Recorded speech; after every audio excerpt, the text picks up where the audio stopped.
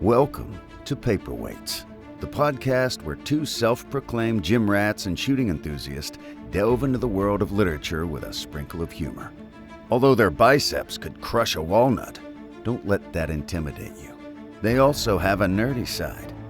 Mike and Brandon have a voracious appetite for reading, particularly in the fantasy genre, and they want to share their passion with you.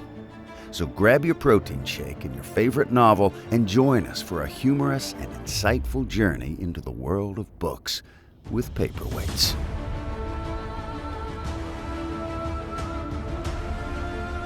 Welcome back to another episode of the Paperweights. I'm your host, Brandon. And Justin. Welcome back, Justin. Yeah, it's good to be back, Brandon. Yeah, we're starting on Words of Radiance today. I know we had talked about potentially having a week off, but we were like, you know what? Let's just power through this so we can get to Winded Truth quicker. I'm glad we did because this book's really good. It is really good. And our friend Chris, he really likes it too because he's already halfway through it. So much for him following along. Hey, at least he'll have speculation of his own while we're speculating. So, yeah. Or maybe he'll even know things that we're talking about. Yeah. So, all right. Well, before we get into our discussion, go ahead. If y'all are listening, if y'all haven't checked them out yet, our sponsor is Mudcat Whiskers. You can go visit them at www.mudcatwhiskers.com. Use code Paperweights at checkout to save yourself 15% on beard care products and candles.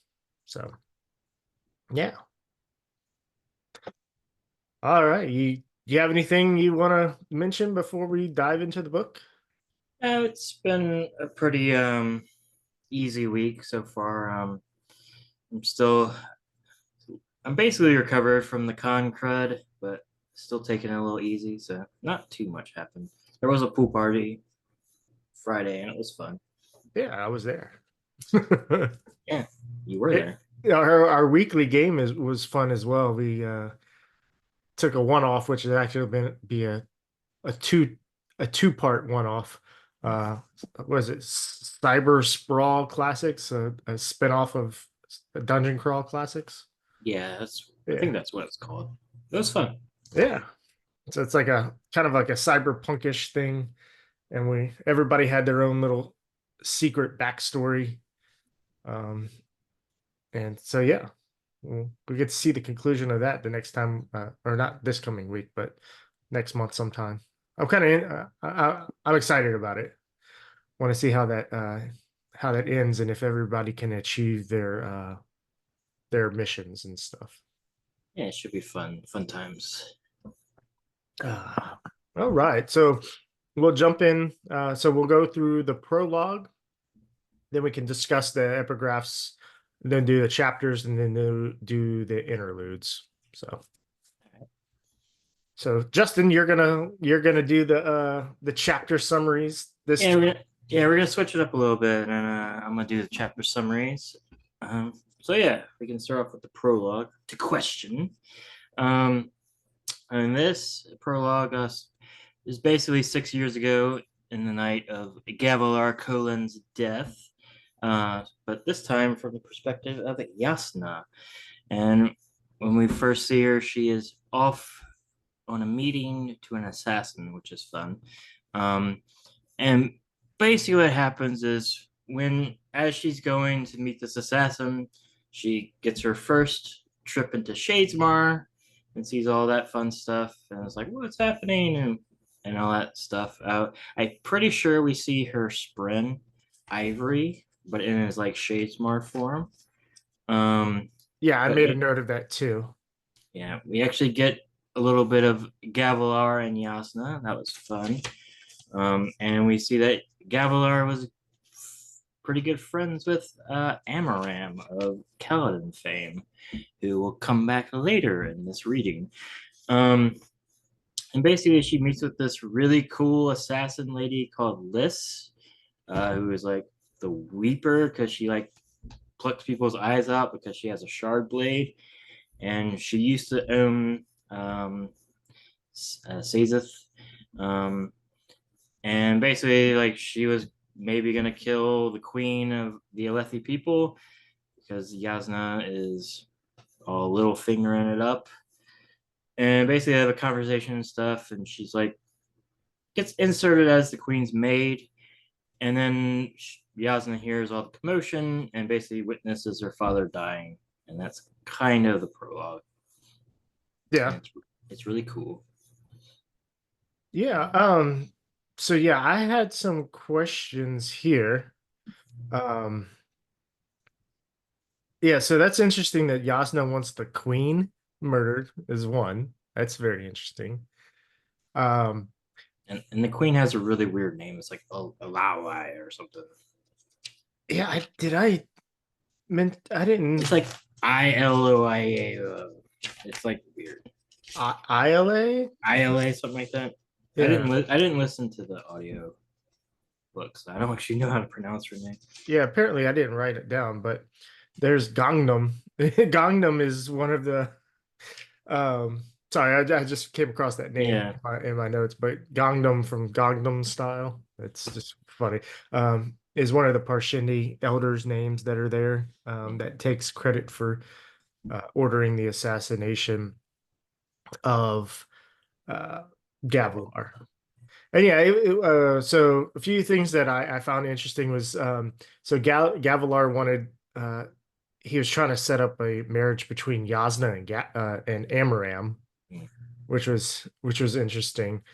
Um, and then who do you think? So when Yasna is going down the hallway, and before she gets to like a cross, she hears some two guys talking, which happen to be an Azish man. She describes them as looking like an Azish man and an Alethi man, and they're talking, and she overhears them uh, talking about. Let's see what I have it Yeah. right here. She specifically said, I did have it open, but I just I have it. Worried about Ash, that creature carries my lord's own shard blade. Yeah, yes. yeah. I was gonna ask about Like that. who is Ash? Um, who are these two men? So at first I thought they could be Spren, Hmm. um, that are taking a particular shape and form. But then I was like, then it said that she had looked into them in their history and nothing was of note. So she's seen them before. Yeah, I don't. Yeah, they weren't spread. What I guessing is that they're ghost bloods, and that Ash. Here's my theory. We'll see if it uh, comes to fruition. Is that Ash is the dead guy in the like 2-page Shalon chapter, and like she carries my that creature carries my lord's own shardblade is Shalon. Okay. That's that's a It's good thing. either I didn't even think of that.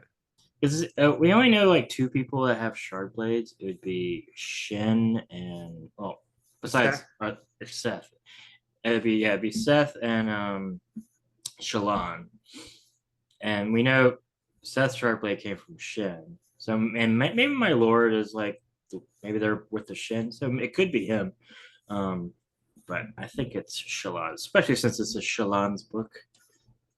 Yeah, that could be it. I never thought about that. I like that. I like that. It's like six, because yeah, and the 2-page thing, she's 11, and if it's 6 years ago, she would have been 11. Right. It would have been around the same time. That's Yeah, a good catch. I like that. I like that, Justin. we'll see. We'll see if I'm correct. I will What give was you a cookie if it's true. huzzah? What was your thought? On that. Yeah, Like I had no idea who Ash was. Um, I mean, I was thinking maybe it could have been the shard bearer that came and attacked Amram. could be. That could be a possibility. But also, I was thinking when they said that creature carries our Lord's own shard blade, I also thought of Seth. Because those we know around that time that thanks to the flashback chapter that Shallan does have a shard blade at that time too. So there's that shard bearer or shard blade.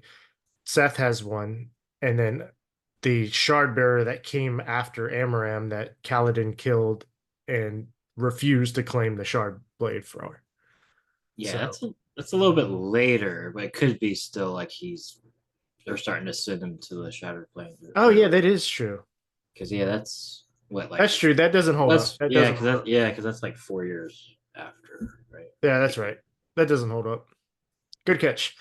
Um, yeah, another thing. So one cool catch I had here was Yasna mentioning that the Parshindi drums sounded like the grinding of the beads in Shadesmar.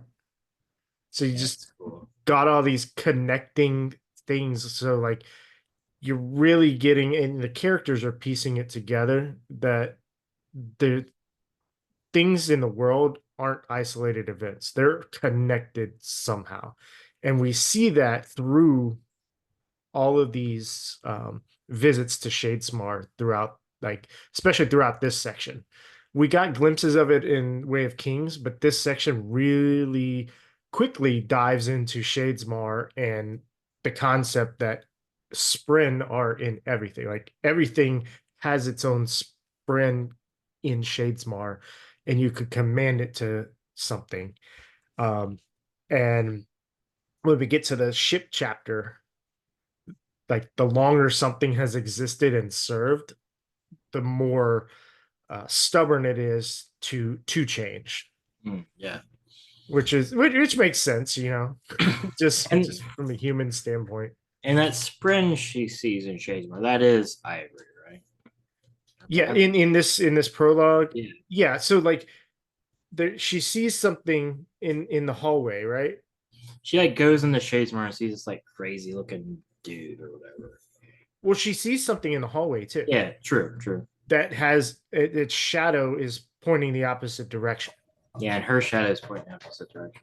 Yeah, so Um, we know that Spren and the Amiens, their shadows point in the opposite direction than they should. Because I guess we find out that they're pointing to the Shadesmar sun, right? Is that how that works? Maybe. I don't think we I thought there was a description in one of the things that like maybe I'm just making it up that the in Shadesmar your shadow points towards the sun. But possibly. I don't recall. I'm not saying you're wrong. yeah, Just don't remember. I have that in my head somewhere, so we'll see if that's true. And then the last thing I had here, so I actually went back and read the prologue in Way of Kings as well. And so the statue, because he mentions the statues of the 10 heralds. And so I was like, Seth noted that one was missing in the first book's prologue. And then in this one, um, we see as Yasna goes into Shadesmar, she commands a bead, which ends up being one of the statues. And it's Talonat's statue. I think she messes with Talonat's. No, it might not be Talonat's statue. No, sorry. Here we go. She messes with Talonat's statue to try to block the Spren from reaching her in Shadesmar. But when I went back and read the prologue in Way of Kings, it made it seem like, so Seth mentions Talonat's statue, but it was unclear to me whether or not he was seeing it in the lineup because it said all the statues of the 10 heralds, and he just was listing like a couple. He listed a handful of the heralds, like he didn't list 9 of them. Yeah. So I wonder if she did something to that like if the missing statue actually has something to do with Yasna. I wonder. The last thing I'll say about this, list seems cool. I had for a second thought that she was the mistress in that one interlude, but I don't think so. Um, but Oh, the one with the two. yeah, two guys breaking art or whatever. Oh yeah. I was like, maybe because that's like the only mysterious lady we had. We don't really have a name for. I don't think so, but it's gonna be cool if we ever see the queen and she's like still the maid, and we have like we know that there's like this master assassin lady as her maid. If she's still like being paid to watch the queen, but so that's something to look forward to. Yeah. I mean, she's unless something happened in this last 6 years where Yasna sent her away, then Liz is probably still in Kolinar, Yeah, hanging out with the queen. just being like, I'll take easy money instead of assassinating people. Yeah. You got, Uh, you got anything else? Or should we move on? I was just looking through, and the last thing, yeah, all sorts of things that she notices. Like she notices Seth helping the Parshindi drummers, um, after the murder of the king. Um, all what so they send 100 cavalry, like the Alethi send 100 cavalry after the rest of the Parshindi that fled, and all 100 of the cavalry were killed. They definitely had a plan this out. But the three elders, they were like, yeah, we killed your king and we're not fleeing. It's like, okay, well, we're just gonna hang you to die. Yeah, I will say it was kind of cool. That Yasna like actually witnessed like the murder of the king. Like she saw him fall from the balcony and stuff, and like her seeing Seth Sazeth like surge by him kind of sent her on the mission. Yeah, after that, she was like, I have some research to do. Yeah, so that was pretty cool because it didn't seem like in the first prologue that like I guess he just didn't see her. Yeah, he's too busy writing down the words in the blood. But yeah, it was cool, and from what I understand, we're going to be getting more POVs of this very important day in the next couple of books. So I'm excited for that. I think, and it's not a spoiler, but all the prologues are different point of views of this same night. Do we know the POV of the new book? The prologue has been released, so you can go read it. I don't know. Yeah, well, I don't know who the prologue is, the point of view. I actually don't know who the point of view is from the other two. I mean, I'm guessing Oathbringers might be Dalinar's point of view. maybe it just cuts off halfway through because he passes out. I mean, we have Sadius. We could get a point of view of Sadius. We can get a point of view of Adolin. We can get a point of view of Eshonai. Eshonai wasn't there, was she? I think she was there, but she didn't stay. Okay. Because she was like basically the first contact with the Alethi, which is kind of cool. Anyway, we'll get to that. We learned a lot about her, and she's a really cool character. Yeah. We'll go ahead and move on to chapter 1. Did you want to mention the epigraphs real quick? Sure.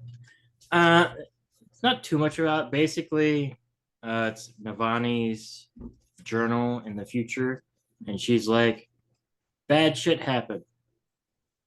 And you're like, okay, cool. I don't know. That's kind of, it's all about like, that's kind of it. It's the events after Sadius's betrayal, though, right? No, it's what I got is like the events after like whatever happened in the 62 days. Like it's way far in the future.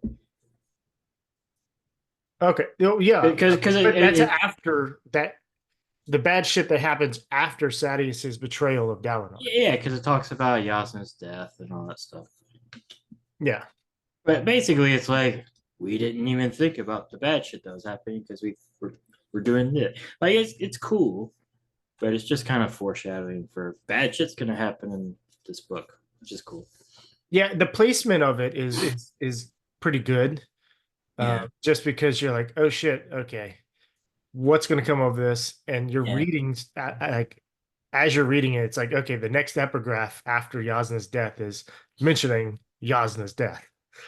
Yeah. It is way more like actionable than the other ones, which of like there's no like wit writing a weird letter or any of that. So it's way more just like here's a thing. Like I'm sad that Yasna died. Like it's way more kind of just in the flow of the book, which is kind of You, cool. you understand it more. It's Yeah. not as mysterious. Yeah. So Um, yeah, but I mean that's all. yeah, it seems like some bad stuff's gonna happen in this book, which is cool because we need some conflict. Yeah. All right. So, chapter one, Sandvid. Um, basically, what happens is Shallan and Yasna are on the Wind's Pleasure, which is the ship that took Shallan to Kabranth, and they're sailing to go to the Shattered Plains. And you get some stuff with like Yaub and all the ship people, which is fun. And basically, Shallan is drawing as she does, and she starts seeing this like weird pattern, and she sees it on like paper and the sea, and she's seeing all this weird stuff.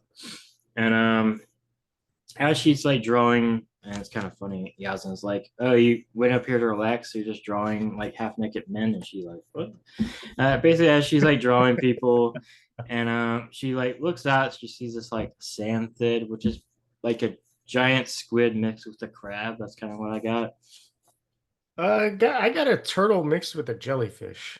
Or that. I don't know. It's like a big crustacean-y Cthulhu monster. There's a picture in the book, but It's only like the eye though. well, it shows the shell.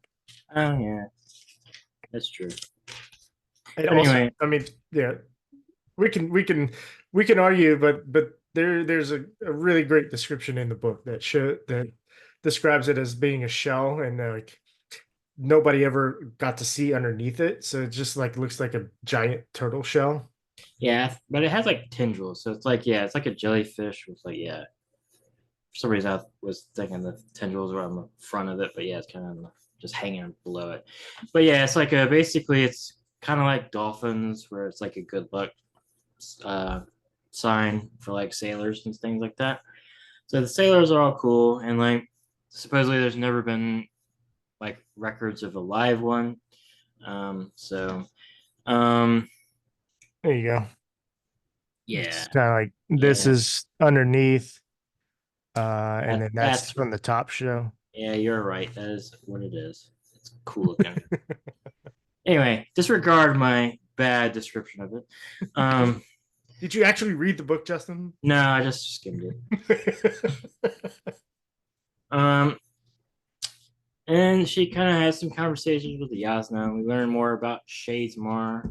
We learn that it's the cognitive realm and things like that. Like we had a lot of hints and weird stuff in Way of Kings. This book's just like, hey, here's what this shit is. Bam. So basically, she's talking with Yasna. She's learns that we learn that Spren have cities and like they're living ideas and like all this crazy stuff. Like we learn way more about the Spren. We also learn that Yasna has been talking with her mom Navani about trying to help Shallan out because she can't just like go back to her brothers, but she needs a solution that will give her peace of mind. So the first one is that they're going to get Navani to fix the broken Fabrial so they can give it back to the Ghost Bloods. Because Navani is really good at Fabrials, as we know. And the second one is that it's kind of funny. Yasna's like, Adolin is too much of a playboy. How about we just marry you to Adolin? And also, we get a nice Radiant in the family, so that's like a double win for all of us. And Shallan's like, hell yeah, I'm getting married to the prince or a Disney prince. All right, cool. So she's all happy. And then there's like a whole thing of like, yeah, Shallan's being kind of all like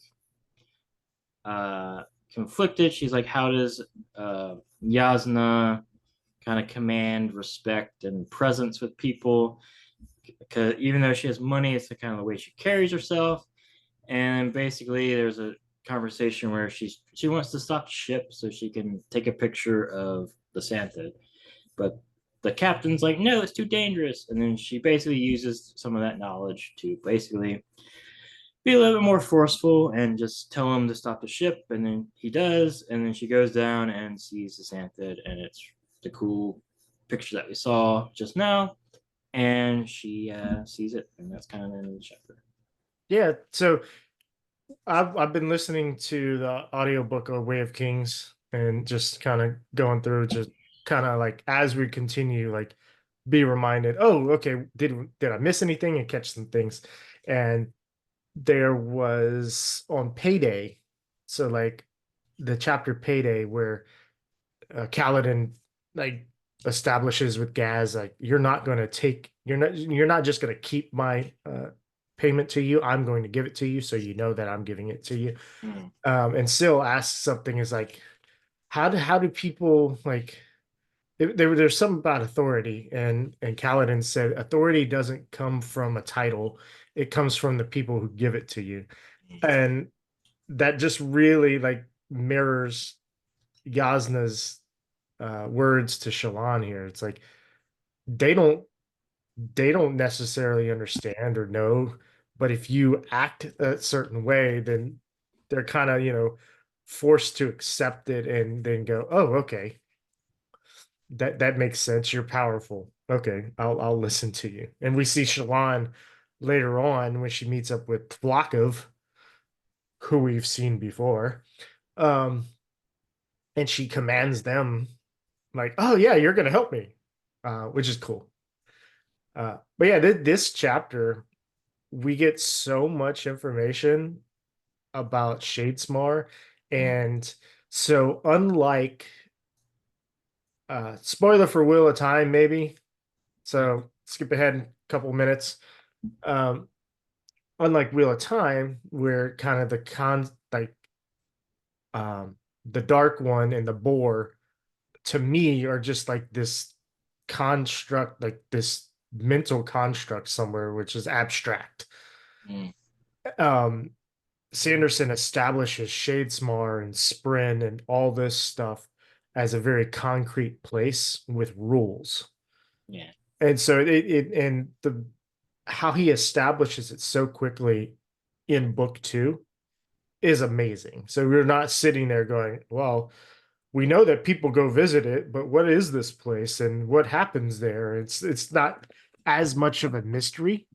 Yeah, it kind of reminds me, if we're doing wheel time, like how fleshed out Tel'Aran'rhiod is. Yeah. Um, More than the Boar, which is the dream world if you never read Wheel Time.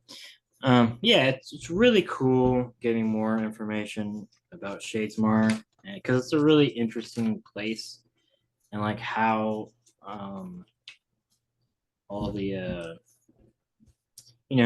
how it works with like how soul casting works, where like you basically make a good argument for things to change and like use Stormlight to like do it.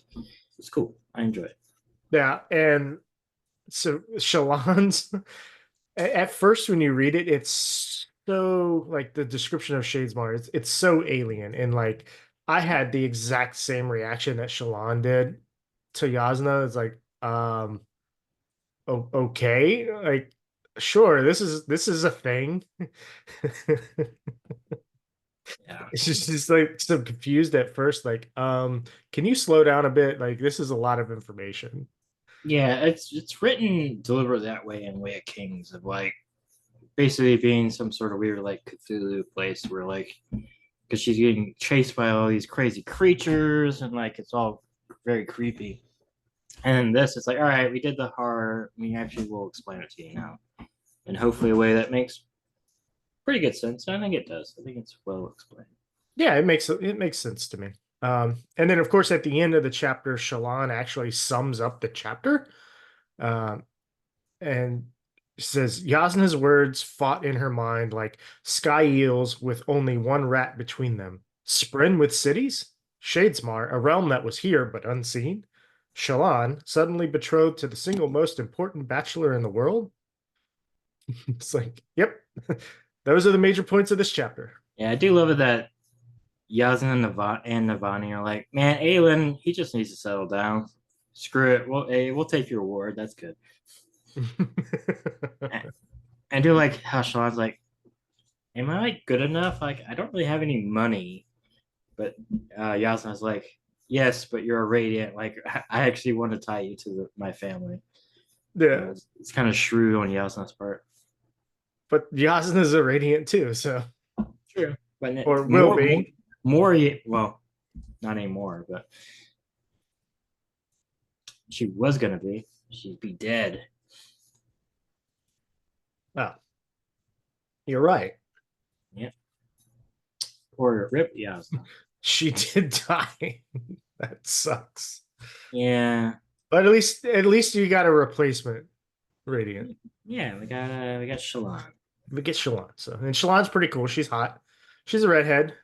I Yeah. like redheads. Yeah. All right, you ready to move on to chapter 2? Yes, let's do it. All right. So chapter 2 is Bridge 4. That's the Kaladin chapter. So in this, Kaladin and the crew are like shaving after a high storm, and like they're like still kind of trying to figure out what's happening after getting freed by Dalinar. Like Kaladin has like 1,000 men under his command of bridgemen, former bridgemen, but they're all still kind of beaten down, and he's kind of trying to figure out what to do with them. So he points Teft to train them because Teft is like an ex-captain or sergeant. And then Rock and Lopin are going to be the quartermasters. And Moash, Scar, and himself, and hopefully some more as he gets trained, are going to start trying to protect Dalinar. Because basically he's like, Dalinar's the only one that gives a shit about us. If he dies, we can't trust Adolin or the rest of his people. So he's the one. He's like number one priority to keep alive. Then there's a really cool scene where all the bridge foremen get these tattoos saying like freedom and like when it happened and stuff like that. And they also add a monochrome for Bridge 4 because like even though it was kind of their like captain this, they like bonded in Bridge 4, so it's like what holds them all together. Even Shin gets the tattoo, a tattoo, which is interesting because Shin's kind of in the background, but I feel like he's going to be more important in this book. Everyone but Kaladin, because Kaladin basically has Stormlight, and whenever he holds the Stormlight, it just kind of pops out the ink, which is funny. It's like it just kind of bloops out. Yeah, the first time it happened, the tattoo artist is like, "What the hell? Yeah, what's going on?" He's like, "I don't know," and he's like, "Try it again." I guess if you like didn't do Stormlight for a while, it would like set, and then maybe. But like the scar might set over. Yeah, but he like keeps drawing his Stormlight and keeps popping out. And then basically at the end of the chapter, they kind of they get their new uniforms that look really cool. And they're going to be in the new Cobalt Guard, but they decide to pop out the insignias, and they're going to be Bridge 4 because that's their brand. They want to keep their branding. So instead of the Cobalt Guard, which is a cooler name than Bridge 4, they are Bridge 4, and that's kind of the chapter. Yeah, I don't remember if you mentioned that the only bridge foreman that did not get the tattoo on his forehead was Moash, who got it on his arm. Yeah. He's a little bit more fashion friendly. Yeah, he's like, I don't need a face tattoo. It's kind of funny. They all the Bridge 4 people look like Mike Tyson. Yeah, so I mean they had a cool graphic in the book right here. And Yeah, once again, it's not in this chapter. It's like yeah. another chapter. I don't know why they do it. Yeah, I don't know either why you don't put it in the chapter. But I mean, we could discuss it because I was gonna Or point like out. they put it. They should put it. Is that the end of this chapter? I don't recall. Yeah. I took a So, screenshot of it. yeah. Let me just check. But yeah, the that right there is the actual Bridge 4 glyph that was tattooed on their forehead. So that one symbolizes Bridge 4. And I sent you this the other day. I've got a 16 kilogram mace that I swing based off of like a Indian gata or something for workout. And actually got the Bridge 4 glyph etched into it. So personalized. And you can see my other mace back in the background there that's got my little symbol on it. But yeah, I was like, I really love Bridge 4. So I'll say this: glyphs make no sense. Aren't they supposed to just you see them and you know what they mean? Yes. There's no way I would know that means Bridge 4. Yeah, I mean, I think they're just like hiragana or something. yeah, Like a lot of these don't make sense because then there's like traditional and then stylized. yeah. Like when I think like glyphs of like they you see them and you know what they mean. I think of like the male and female symbol on bathrooms and stuff like that. But like this is just like a different writing system that they decided to make. It's basically like hiragana and katakana from like Japanese instead of like kanji, which I guess is whatever the girls write. It's just kind of funny. But yeah, Yeah. no, the next chapter has the Sandpit one, so like you don't see it for a while. Throwing magic cards around? Yeah, it's my bookmark. Are you Gambit? I am Gambit. One of me. It's just that stuff's kind of funny. But yeah, I like this chapter a lot. I like one of the things I really like I didn't really do in the chapter explanation is that as he's going around, you see the effects of Sadius's betrayal because like he's able to just give away like 20 barracks to the bridgemen, and you see a lot of like the women crying because all the wives are like scribes and Dalinar's army. So yeah, you get to see the effects of the betrayal even more, which is fun. Yeah, and he mentions like as Kaladin's going through, he's noting all these things, and so his thoughts are like bringing it to our attention. And he's also struggling with the idea of trusting Dalinar, uh, and rightfully so because he's like everybody's speaking of Dalinar as everybody spoke of Amaram, and I know what happened with Amaram. So is this going to happen again?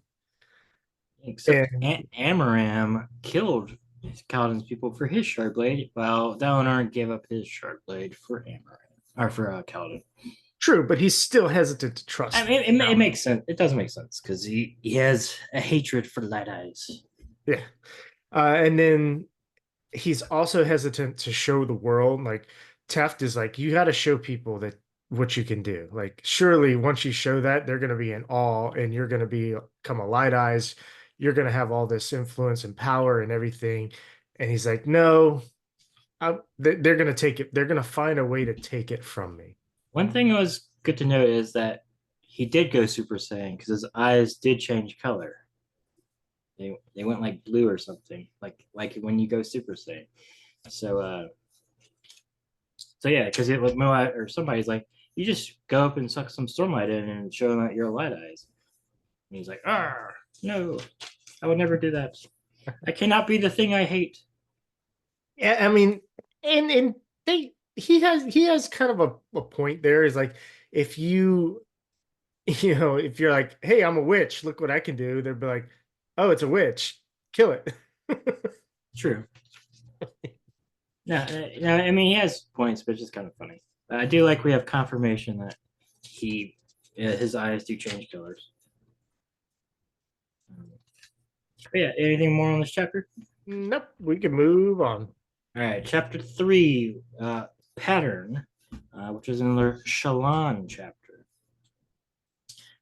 So basically in this chapter, Shalana is like sitting in her room drawing as she does, and she kind of like sees the pattern out of the corner of her eye. She's not looking directly at it. She's like, "Ooh, it's there," but it's like in my periphery. And then she like suddenly snaps and looks at it, and the thing's like, "Ah, I'm gonna run away!" And she like takes a picture of it real quick, and then she like goes and quickly draws it, and it's like, "Oh, this creation sprint's happening." And she's like drawing it, and it's really cool. And then when she finishes, she basically summons her own little sprint, her own little cell, who she names Pattern, which is a chapter of the book, chapter title. And it's funny because it's just kind of dumb. It's just like sweeping along and just like, it's like really funny looking. It's like going on the bed and jumping off the bed and stuff. It's really funny. It's kind of like, yeah, I'm guessing it's like right when Syl was like still a wind sprint, but like coming out of it. So give Pattern a little time. He's a newborn. And then basically she's like, "Oh, I should go talk to Yasna because I just summoned this crazy sprint." And Pattern looks all cool. He's like what the cryptid heads are, but it's like flat. So it's like this like bundle of weird like lines and shit. And like it kind of like camouflages to wherever it touches. So if like it goes to like the wall, it'll look like the wall, but it'll be all weird.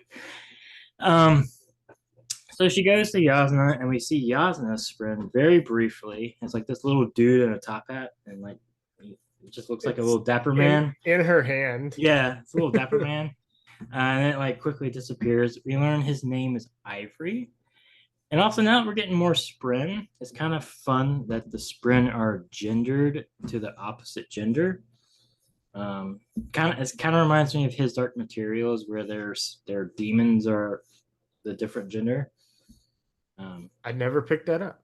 Yeah, because Yim and the interlude, he has a female Spren, and like both of the females have male Spren. Galden has a female Spren.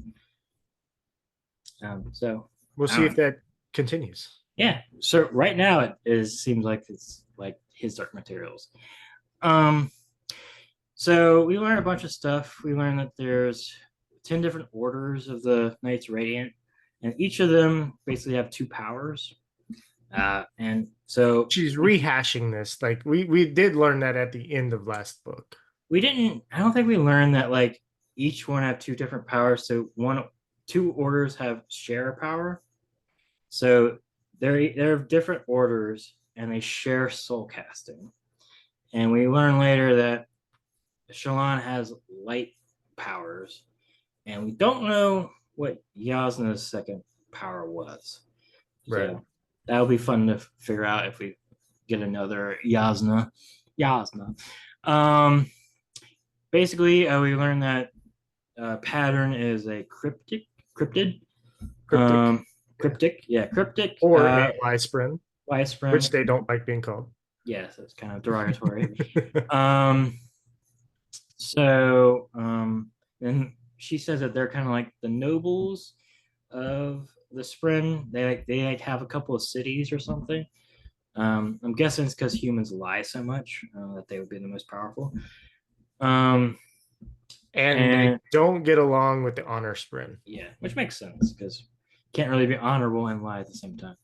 And then basically Shallan is given, like, she stops all of her studies and she's given just to learn about the Pattern and kind of write down everything because she's like the first one to interact with one in like 1,000 years. So, and that's kind of the gist of this chapter.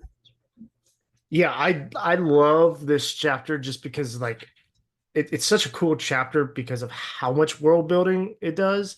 And that they actually start to explain more of the mystical things that we saw in book one. So it's like book one's like, hey, here's all this mystical stuff. And you're like, hey, that's cool. I want to learn more about it. And just like with Shadesmar, like this is a continuation of the explanation of Shadesmar. We get all of that. Um, she like Yasna goes into so much detail here to Shallan and beyond what's written in the book. Like they spend hours where she's teaching them. So some of the cool things here um, that so like for world information, every spren was a power. Like it was a power before it was a spren, which is like confusing, but okay, I'll accept that. I kind of get it as like the kind of like matter can neither be created nor destroyed, just changes. So like that's kind of like the energy of the universe, and then like once an idea hits it, it kind of changes. That's what I got from it. Oh no, that works really well. Yeah. And so we have had a couple quotes here that explain some stuff. Honor, who became Vorinism's almighty, was created by men who wanted a representation of ideal human emotions as they saw in emotion spren. Cultivation, the god worshipped in the West, is a female deity that is an embodiment of nature and nature spren.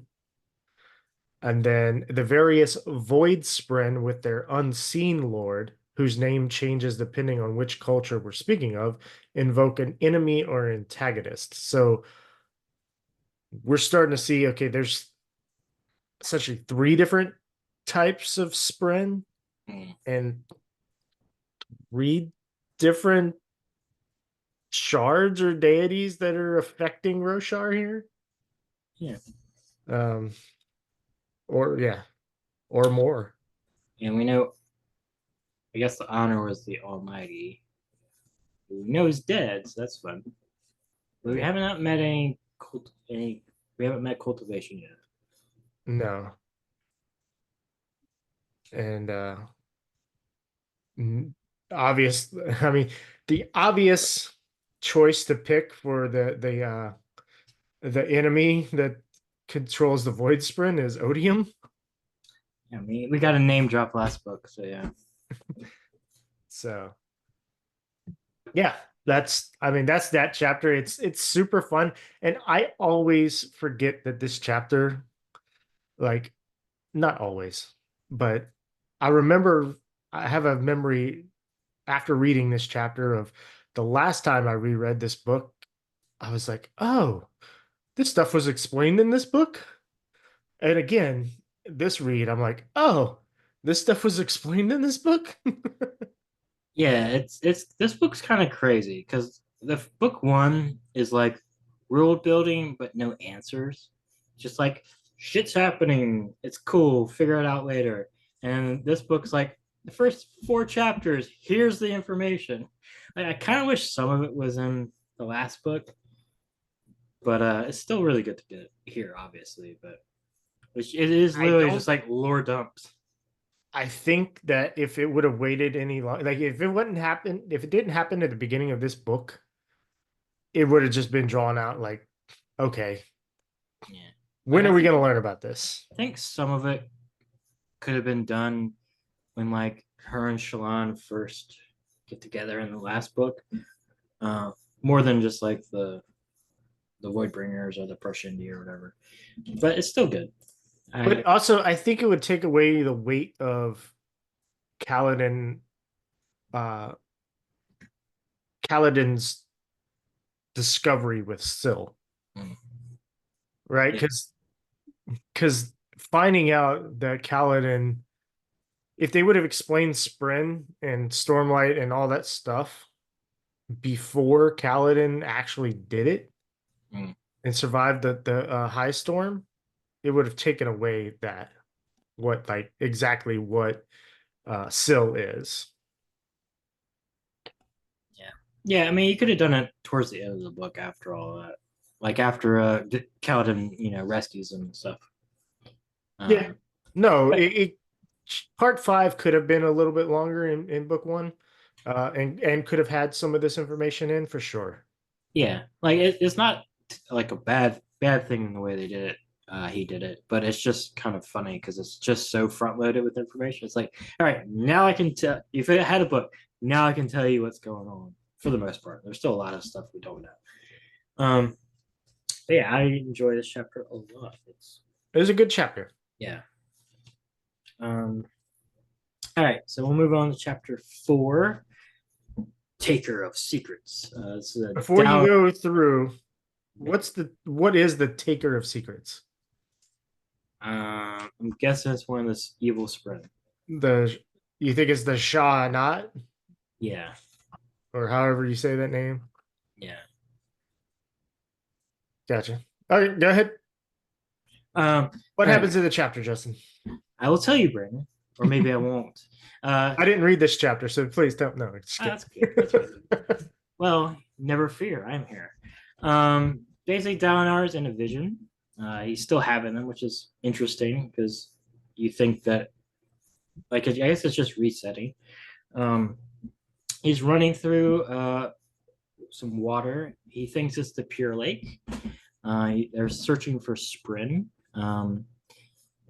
Once again, in an ancient time. There's a nice Radiant with them. She seems cool. They find like a Sprin, and it has like an evil red aura to them. Because just like in video games, if it's outlined in red, it's an enemy. It starts to like run away, and it's like all like dashing around. It's really fun to see evil Sprin. What did the color red do to anybody to become evil? I don't know. It just looks cool, like outlined and stuff. And then we see another Sprin come, and like it basically we get to see a thunderclast transformation where it like goes in the water and like bursts out, and it's like this cool rock monster. Yeah, the Knight's Radiant name Shajanat, which I think is another name for Odium, because it seemed to be like the class, like, oh no, Shajanat is coming. Basically he sees that. There's a cool fortress of maybe like obsidian, I think. That obviously is either destroyed in the present or has not ever been discovered. Yeah, so he just kind of sees that, and he kind of comes out of it like they're fighting. It's cool. Thunderclast, they're like having to use mauls to like break up the rock, and once again shows that shard blades are probably used for other things than killing people. He then kind of comes out of the vision. He's also like very deliberately saying what's happening, so Navani can just transcribe his like words to like Rosetta Stone more of the language. So he's like, "I am running in a thing." Like, it's all fun. And it's funny, like a lot of the characters are like, "What?" Yeah, yeah, yeah. Because he learned that if he tries to like ask people, like the vision just kind of stops and like nothing really happens. So he's just kind of going with it now. Yeah, he discusses all this stuff with Navani. It's kind of funny. She wants to like move in with him, but he's like, no, that's too fast, or it's going to be improper. They're still kind of dealing with that. And then basically he goes to sleep. He takes a nap, and then he wakes up and he sees a message carved in the wall saying 62 days, death follows. Dun, dun, dun. And that's basically what happens. Oh wait, no. Well, Rushu is like a scholar, comes in, records the glyphs for further study before they scrub them from the wall, and then Kaladin at the end feels like he failed Dalinar because somebody got inside and wrote it on the walls. Even though Dalinar's like, no, you didn't. Like you did your job. You stood outside. I only appointed you to stand outside the hut, not inside. Yeah, Kaladin also went with Navani to bring her back to the king's palace. And then we find out later that Dalinar is pretty sure that he uh, scribbled the thing on the wall. That's And kind he's of like, funny. I wrote that on the wall. Yeah. And Because at the end of this chapter, I did write a note. It's like, who's after Dalinar? So I wrote that immediately after reading this chapter. yeah, because it's uh, not Immediate. clear what's happening, but it now seems like Dalinar's seeing the past and maybe seeing the future. So he's a full prophet now, which is Yeah. cool. Yeah, that's kind of what is happening. We got basically a deadline of bad stuff. During the vision, one thing I think you skipped over here is he was talking, or he was hearing the Almighty talk, um, and was giving instructions that he must recreate the orders and also force Odium to choose a champion. And like that's the only supposedly that's the best option they have of defeating Odium. How you do that? I guess we'll find out. I don't know. Also, the Spren are the ones who created the 10 orders uh, of Knights Radiant to imitate what the Almighty had given the Heralds. At least that's I put a question mark at the end of that. So that's what I was kind of understanding there. Yeah, Um, at least that's what they think. yeah, yeah, that's interesting. It's Yeah, fun. yeah, it's fun. Get more sprint stuff. So like they're like angels recreating what God gave to um well no, they're not the angels. They're just human ideas giving powers to humans, imitating the gods. I wonder if we'll ever get a like a sprint POV, like a still POV. That'd be fun. I think Brandon Sanderson would say Rapho. Oh, yeah. Obviously, but That I want to see a still POV. would be cool to see a selfie POV. But yeah, I mean this chapter was pretty much straightforward. Um, Yeah, it was cool seeing. Well, it is a little interesting. Like there's stuff. Considering also we see later that Eshonai is seeing red Spren in like the distance and stuff. So it does seem like the evil Spren or the Odium Spren or whatever are starting to come back. So good foreshadowing this and the Eshonai chapters. Um and like it's cool seeing Thunderclass, like we saw the dead ones, now we see kind of them like come to life. So it's all really good stuff. But yeah, it's pretty straightforward. yeah. All right. Shall we move on to chapter 5? Yeah, let's do it. And chapter 5 is where we get the Bridge 4 stuff. And there's a note there, just whoever her name's Naj. Um it said I had to spend hours watching Bridgman to sketch their stupid forehead glyphs so you could have them, my friend. I'm pretty sure this is how they were designed. So Naj is some type of scholar who wrote like yeah. This seems way more like a back piece than a forehead thing. Like it'd be or like a chest tattoo. Like Yeah, this looks like the start of a really cool like Yakuza back tattoo. I could see it as a chest and like growing down into the cleavage Yeah, line. yeah. I mean, that just seems like a lot to go on your forehead. Or You know? or I or mean, or a tramp stamp. it would fit right here with the brows and everything, but yeah, that's a It is lot. it is weird that we have to visualize all the Bridge 4 people now just have face tattoos. Like it's gonna be jarring. Like, but then again, they have all the slaves. They have brands on their foreheads. They True. so I wonder if they would change that if they did a live action because all the actors would be like, can we not just have face tattoos for the entire show? Like, how about we get like a brand on the arm and then we can like or the back or something. yeah. It's just kind of funny. Like, But yeah, they all have face tattoos now. I think it goes back to because don't like the like Pacific Islander cultures, don't they do like facial tribal tattoos and stuff? Probably. Because I know Brandon Sanderson really likes like Pacific Islander culture. The I think uh, Sixth of Dusk, I think, is a book that is influenced by that heavily. Not a book; it's a short story. Really interesting. Um, if you like birds and investiture, it's a Cosmere. It's another Cosmere connected thing. So Cool. Maybe we'll read that later. But yeah, no, I mean, it looks cool. Wonder if they have anything like coming down like the side of the face, because this looks like it would fit on the forehead and going down to like the nose. yeah, I think it's just like from here and out of Yeah. here. So Yeah.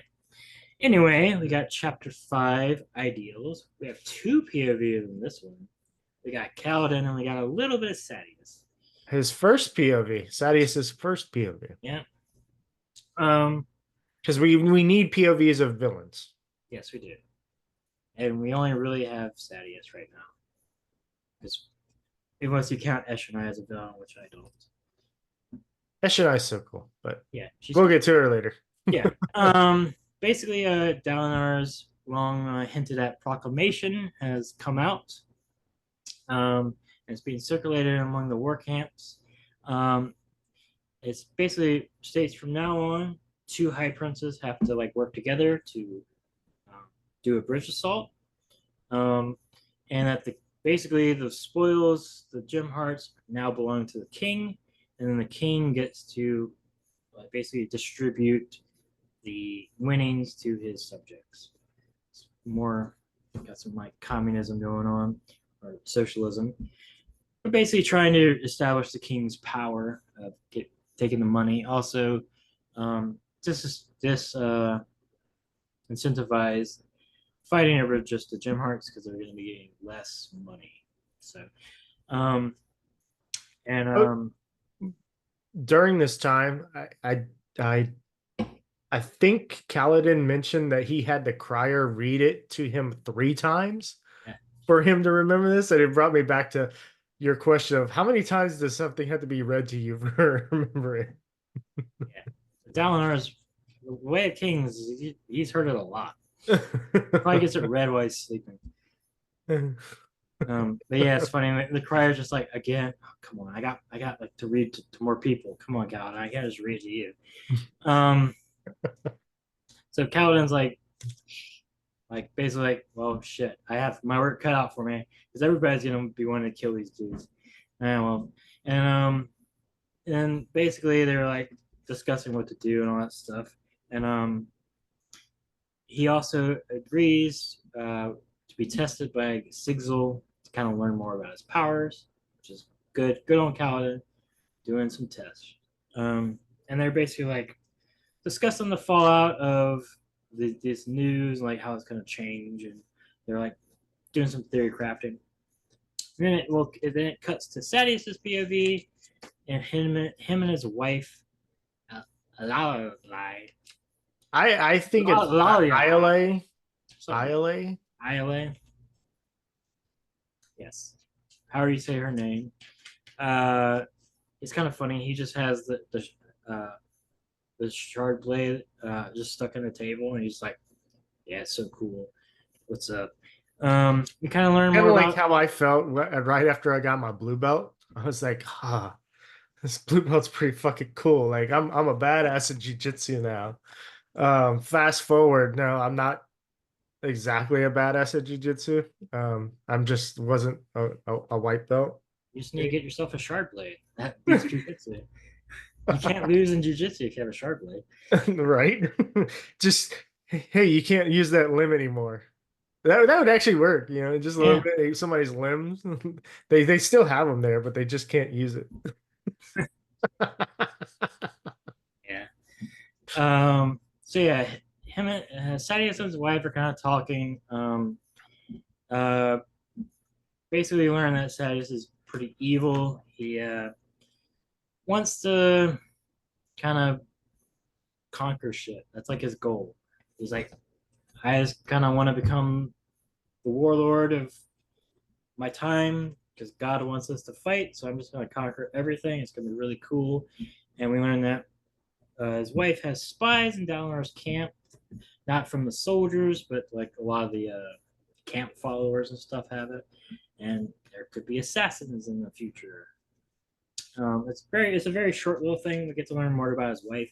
His wife is very dangerous. She's very little fingery, kind of from the shadows, puppet master thing. And yeah, that's the saddest stuff. It's good to see. I wish he was a little bit more deeper character, but it's kind of fun to have just like an evil character, so it works. Yeah, I think he wants to become king. He wants to conquer. So if, in order to conquer, you probably need to, like, on the scale he wants to, because he wants to like take over Yakovet and a lot of stuff. So if he wants to be like an Alexander the Great, he would need all the high princes. So yeah, he'd probably just become king. Yeah, I mean, he swore an oath after Gavilar died to protect his son Elhokar. But at the moment that he kills Dalinar, like if he were to kill Dalinar, at that point Elhokar would turn on him. He would have to kill Elhokar. Either that or just make him. Sorry, somebody rang my doorbell. Don't they know we're podcasting? Yeah, right. So okay, continue. And there's actually nobody on the camera right now. That's weird. I was just saying, like, he could either kill Elhokar, which he probably would have to, and probably kill Navani and like Yasna, but somebody's in that form. Yeah, or make it like just have him be like a little puppet, like like basically locked up in the Tower of London, like a Joe Biden character. Yeah, something like that. Political. God, Brandon, you're gonna get canceled. Anyway, we switch back to Kaladin, and he's going to the meeting in the palace because he's the captain of the Cobalt Bridge 4 guards. Him and Moash are going to the capital. We get some of Moash being a dick to these guards because he's an angry boy still. So we get some more Moash stuff. And Kaladin's like, hey, you can't be just like talking shit to people. You need we need to be legit now. And he's like, yeah, you're right. So we get some of that, which is fun. We get some little Moash character development.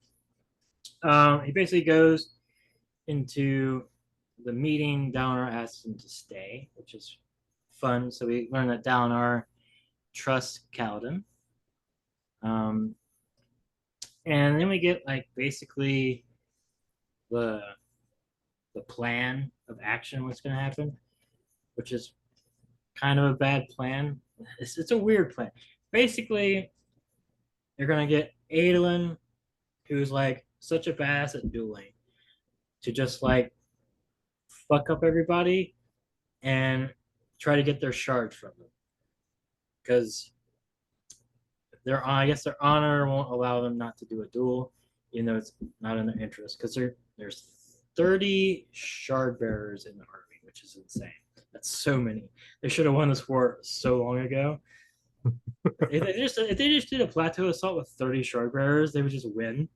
Yeah. There's literally nothing the Persian could do if there's 30 shard bearers attacking them. Which just shows how shitty the Alethi are at actual conducting war because they just don't care. Anyway, he wants to like scare the high princes, and then he wants to he's like, yeah, and then we're gonna do politics. Like that's the plan. It's like not really thought out that well, but it seems to be cool. And then he at the end, he wants to reform the Knights Radiant, and Kaladin's like, what? Does he know about me? And he's like freaking out because Kaladin always freaks out. And then basically him and Kaladin have a conversation. Dalinar and Kaladin have a conversation at the end where they're trying to figure out what he's going to do with his 1,000 bridgemen. He wants them to start kind of doing a patrol and kind of looking for bandits and stuff so they're not fighting the Persian directly because they're not ready at all. But he figures a force of 1,000 would scare away like any bandits because they see. So they get some combat experience, but not really. And Dalinar agrees to that. And that's kind of this chapter. Yeah, it's a pretty straightforward chapter. It's fun seeing the mind of Kaladin work. Like as he listens to Dalinar's plan, it's like, okay, that's interesting. Yeah, that could work. And no, why would he do that? um, so basically, I mean, Kaladin, you get to see more like of how his mind works. You've seen him command men in in battles and in fighting and come up with signals and formations before, but you've never like seen his thought process of it. And so for him to analyze Dalinar, who's also a good like general, it gives more depth to Kaladin's character. I don't know if it's this chapter, but one of the chapters, he like sends his men out on the balcony because he's like, if they're gonna attack, they're gonna attack from here. Like that's where I would do. And he's like, he impresses the king because the king's always Yeah, paranoid. I think it was this He is, chapter. which is fun. He's like, where did you find this guy? He's really cool. Like he actually takes my safety seriously.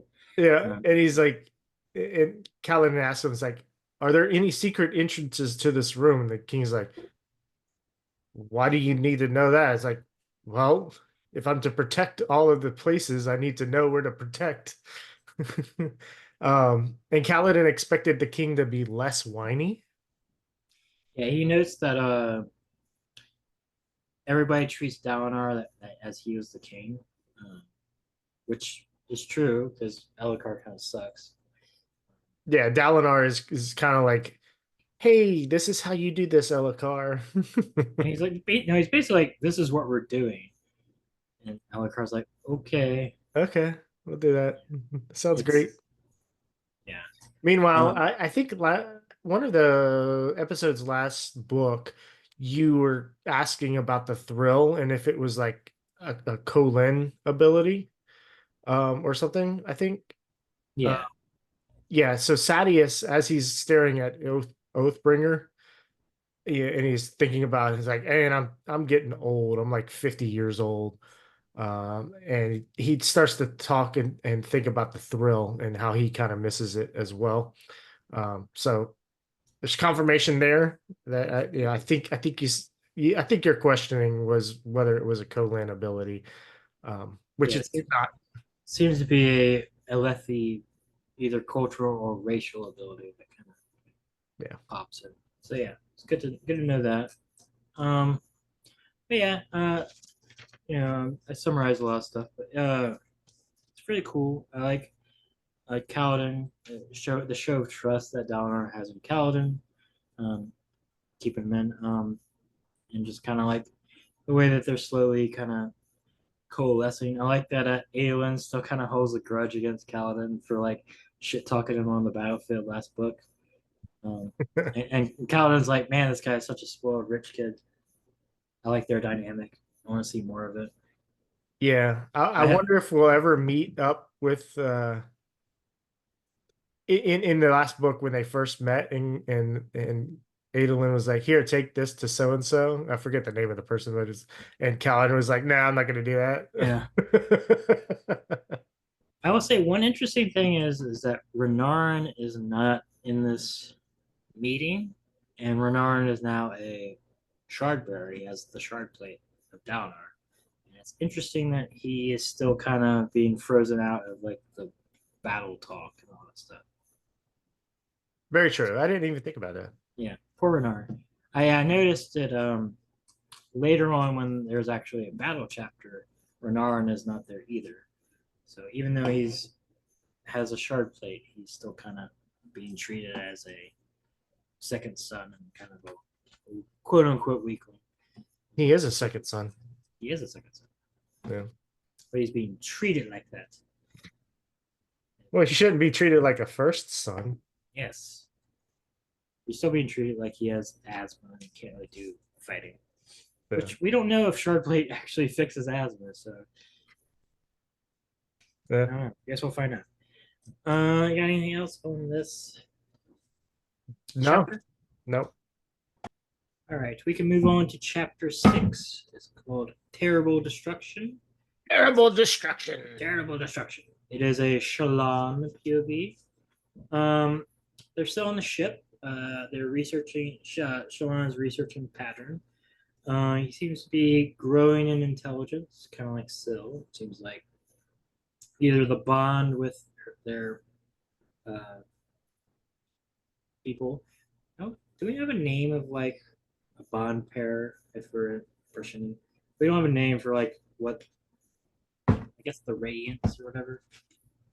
You know what I'm talking about? Like what is the name between a dude and their sprint? Like because they're not they're surge binders. Yeah. Yes. Being paired with their surge binder is kind of helping their intelligence along. There is a name, but it hasn't been like canonically mentioned yet. Okay. That's good to know that there's a name. And I wasn't just fumbling around for a name we knew. Yeah. We don't know a name yet, but there does exist a name. Cool. Well, that's good.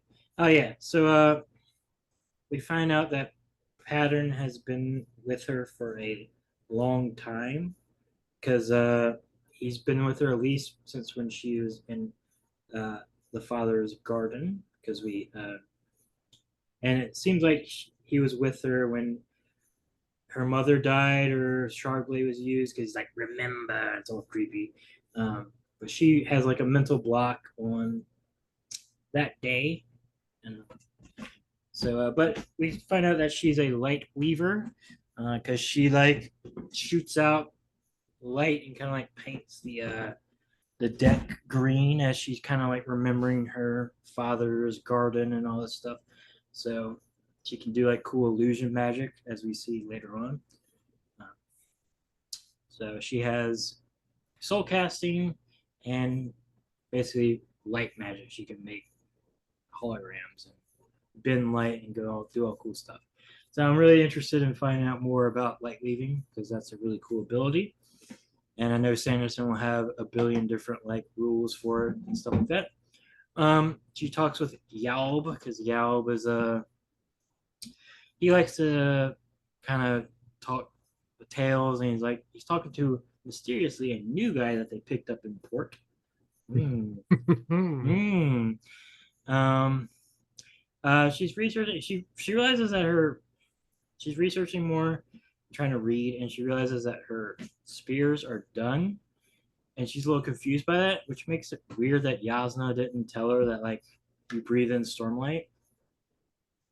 It's like do stuff. Yeah. That was a weird little thing. She's just like, why are my spears done? I'm like, you didn't. Yasna didn't tell you that. It's a weird little thing. She goes to like basically borrow more money from Yasna that are infused with stormlight. So to Yasna's defense though, like if Shallan already knew that she could do this, like she did this power, it's like and it's powered by that, it's like the first step of knowing. So you're like, oh, surely she knows that. It's like yeah, true. It was a little weird that like Shallan just didn't know that.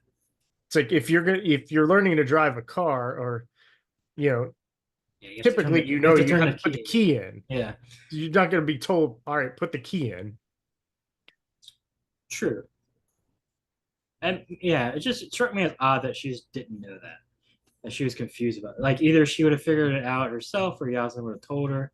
Because I assume that like all the Radiants get like more power, like they heal and shit if they have Stormlight. So it's like I think that's a shared ability through all the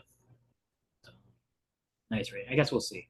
But so she goes to Yasna. Yasna's looking very rough and ragged. She typically looks put together at all times, so it's a little behind the scenes moment.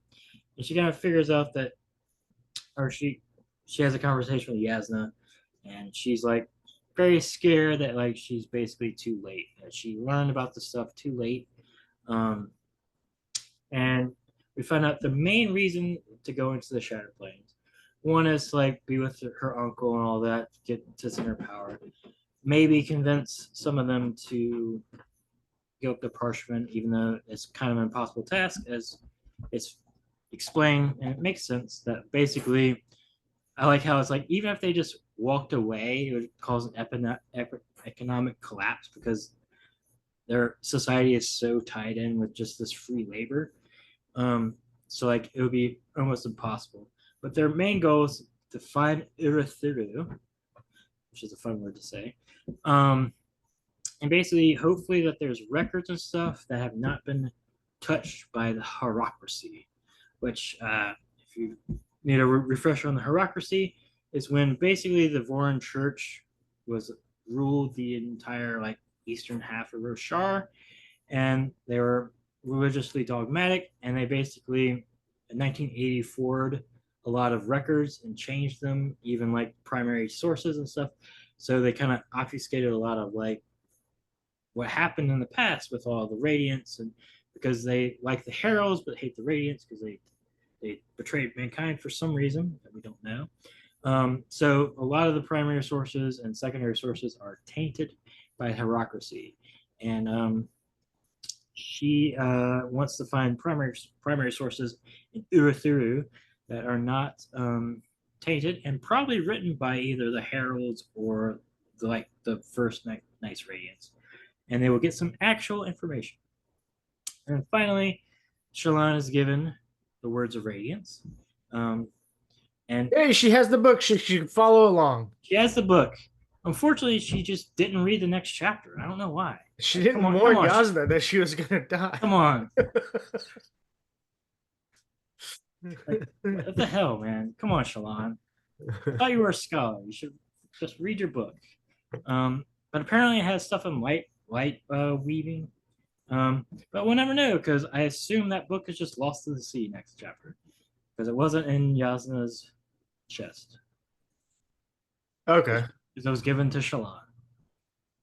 And Shallan didn't say like she put the book in. But anyway, we'll get to that next chapter. Truth. And then Shallan goes to sleep and she wakes up to screams. Dun dun dun. All right. So, first of all, I don't think you didn't read Project Hail Mary, but did you? No. Okay. So, Pattern reminds me of a character in that book, Rocky.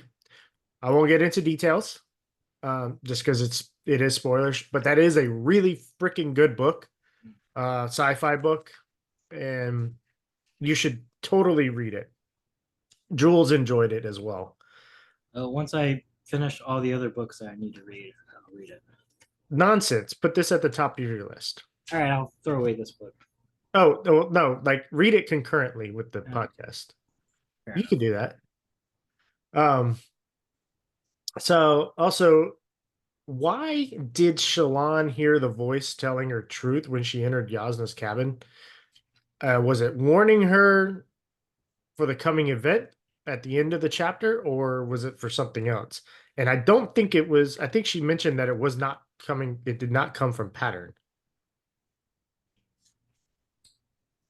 I don't really. That's when When she's about to go, when she realizes her spheres are done and she goes to visit Yasna, right before she goes into the room. yeah.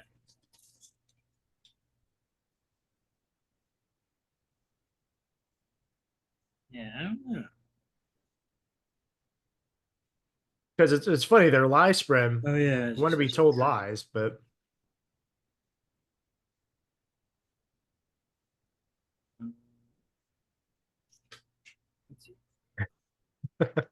Oh, I think it's because it says truth, because that's what Yasna's actually feeling like, but she lies by putting on the persona of like being all put together. But the Pattern sees her as she truly is, which is all tired and like worried about shit. oh, that's confusing. Explain it again. So Yasna's true self is like what she's seeing with her defenses down. She's all like, she's tired and she's like worried about the world and stuff like that. So that's her true self, and she lies to the world by putting on the Yasna we all see, which is like the put together, like in command and charge. Okay. So Pattern sees her like that. And she's like, truth. I think it's Pattern. Pattern sees Shallan like that, not Yasna, right? No, he sees Yasna. He's like, truth. He sees Yasna that way. It's like, oh, this is how she really. This is her truth. Okay. That's how I get it. I don't know. I can see that, but I didn't think it came from a Pattern. It says a voice from the door suddenly said truth. So I guess it would be Pattern. It might be Pattern on the door, but yeah. Okay. It's a little weirdly reminds me of the Harry Potter thing that I was confused about, where the voice from a mirror just says truth. I'm like, what the? Yeah. But yeah. I mean, it's not. I don't think it's Shallan, so it would have to be Pattern.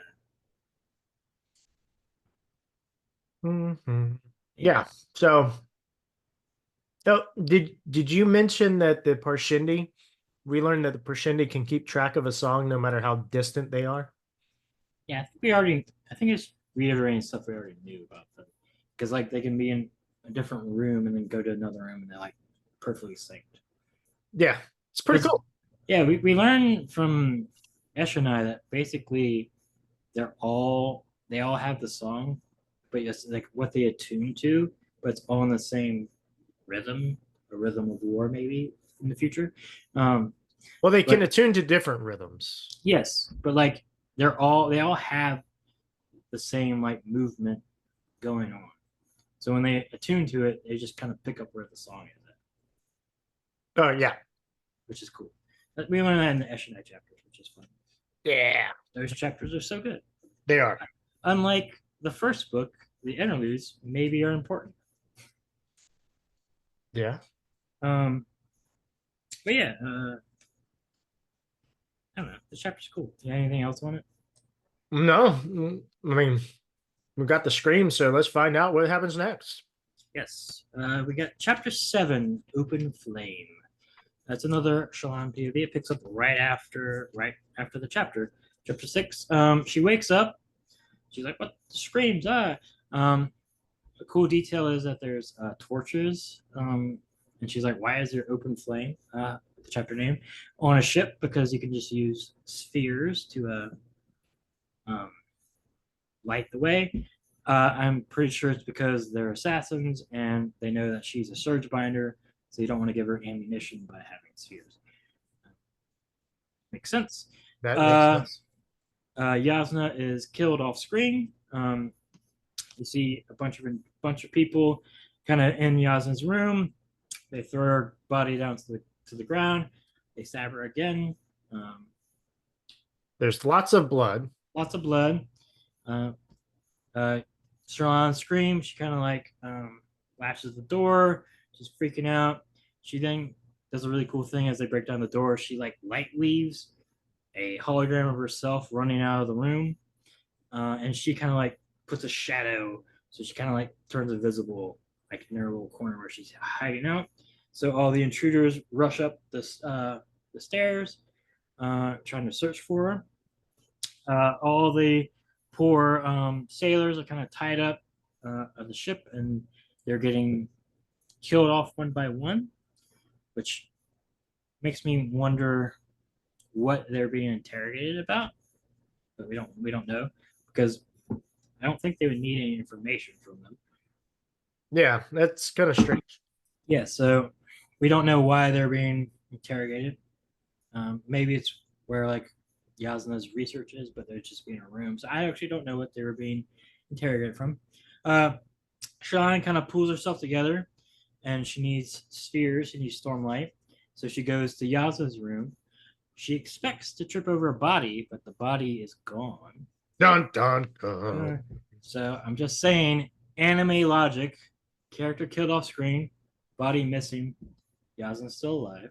If we're going by anime, and this is very anime. So we'll find out, maybe she's still dead. But just saying, the laws of narrative, if somebody's killed off screen and they don't have it, you don't see the body anymore. She could have just been dragged up top. We don't know. We did see the body once. We didn't see her kill it off screen, and we don't know her second ability. So maybe she can like Kagebushin no Jitsu if she's Naruto. Maybe she's Naruto. So I think I never watched Naruto, so I don't know what that means. Oh, Kagebushin is shadow clone technique. He goes like this, I think. Anyway, he can. Oh, is that in the first couple episodes? Yes, it's his So main. I've seen that before. It's his main thing. His main thing is Naruto can clone himself, and he says Kagebushin no Jitsu. All right. No Watching jutsu. Naruto. Yeah, no Jitsu. What about jujitsu? Jutsu. Sorry, whatever.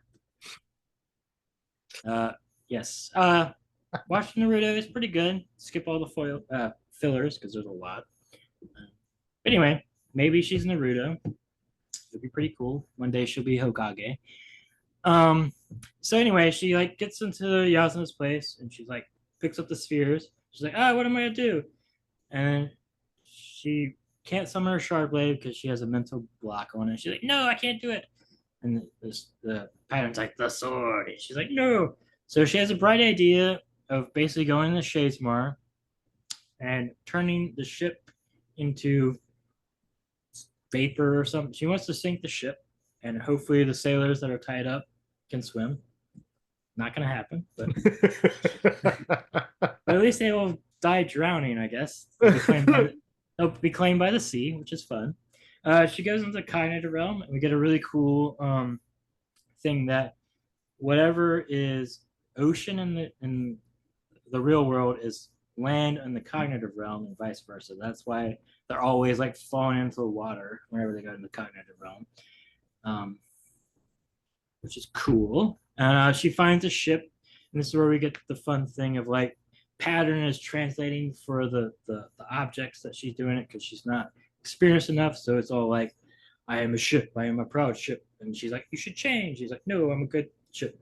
And we get the process of her learning how to convince things to change, which I'm guessing is once she gets more experience, she can just kind of like do it in an instant. And that's how like I really want to. I wish we need to get a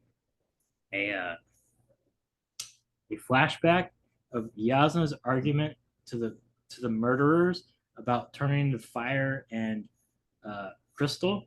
So that'd be really funny. You should turn into crystal. I'm a man. You should turn into crystal, but I'm a man.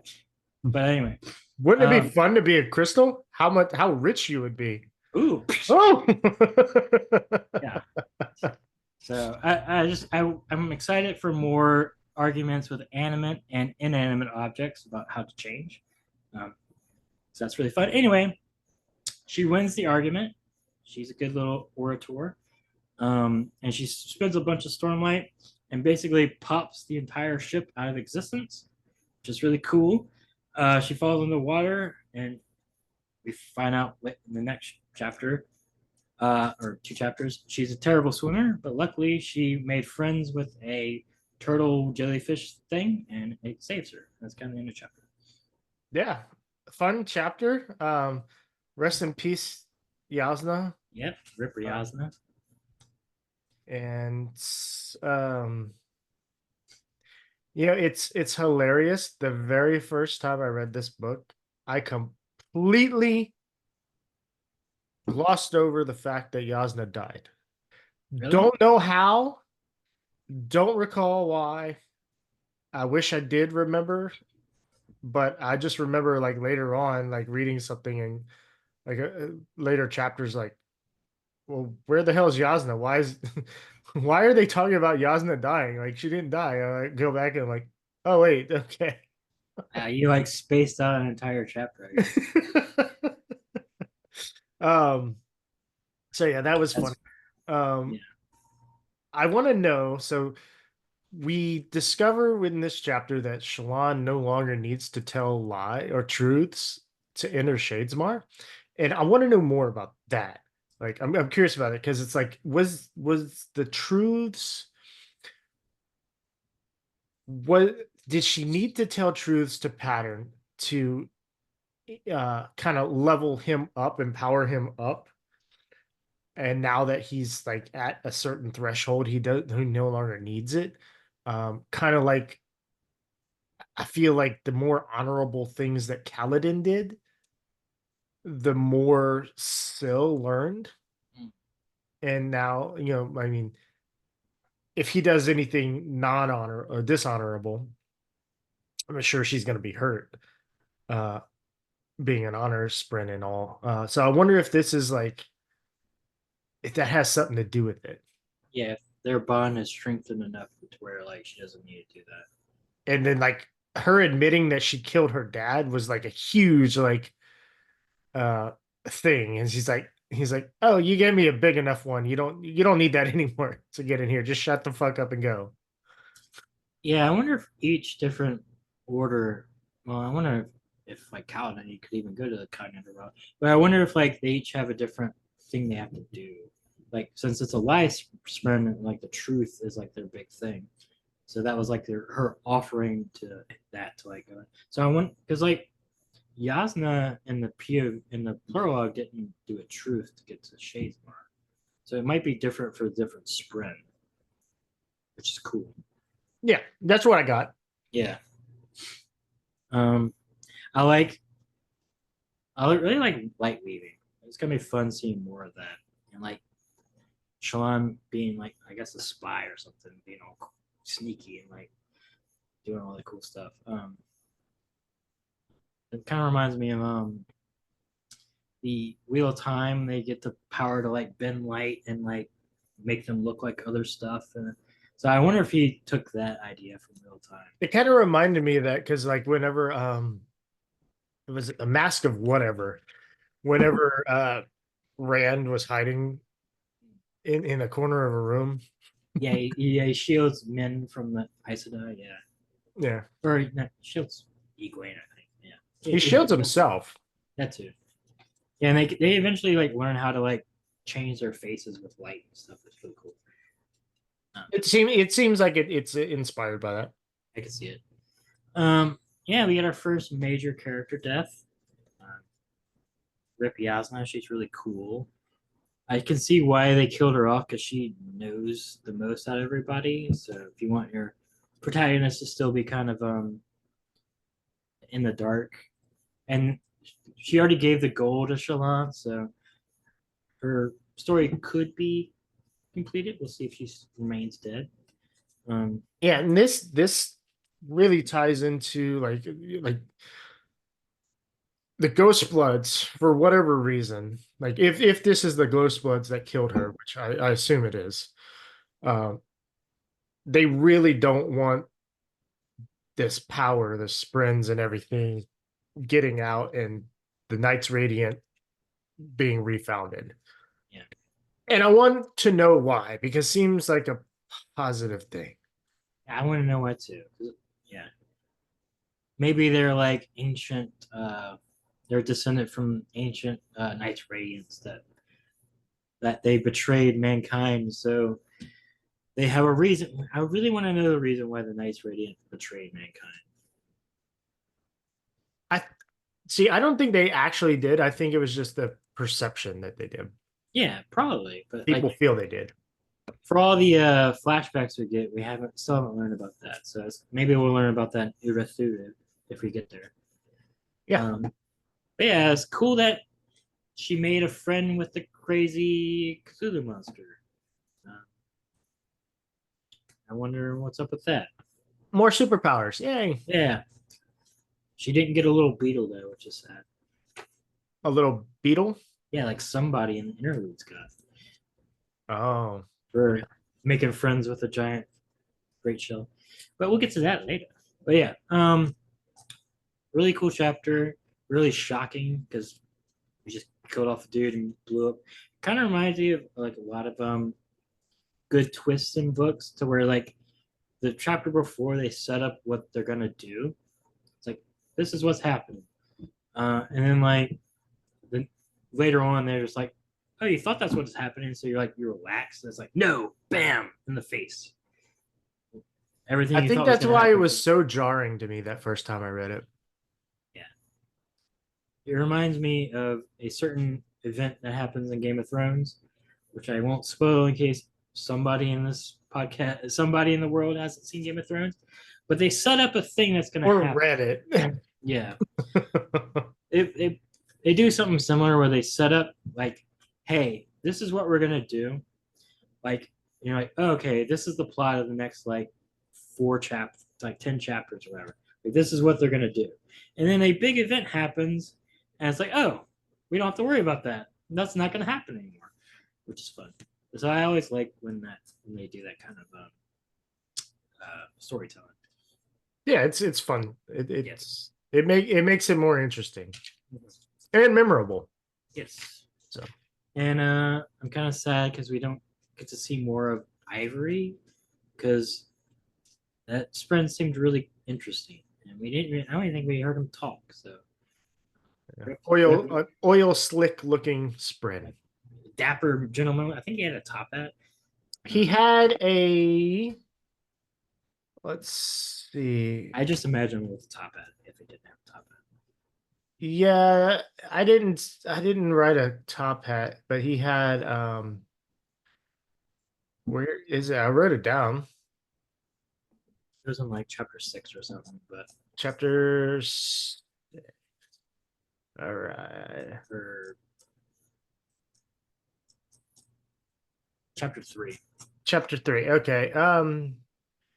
Here we go.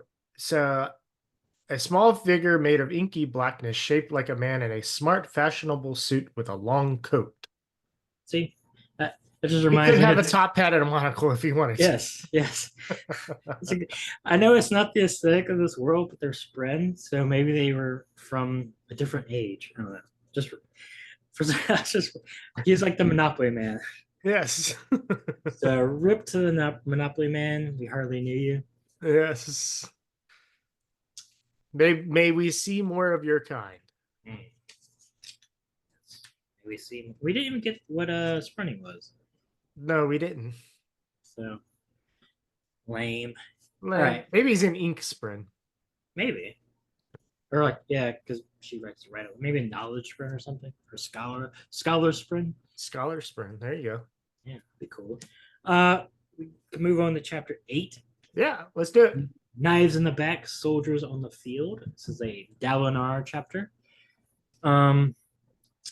Basically, they're on a plateau assault. Dalinar is not leading his troops. He's leaving that to Adolin. He's trying to move into a more diplomatic, kind of like high, basically being the king role. So he's no longer commanding troops. Also, he's not a shard bearer anymore.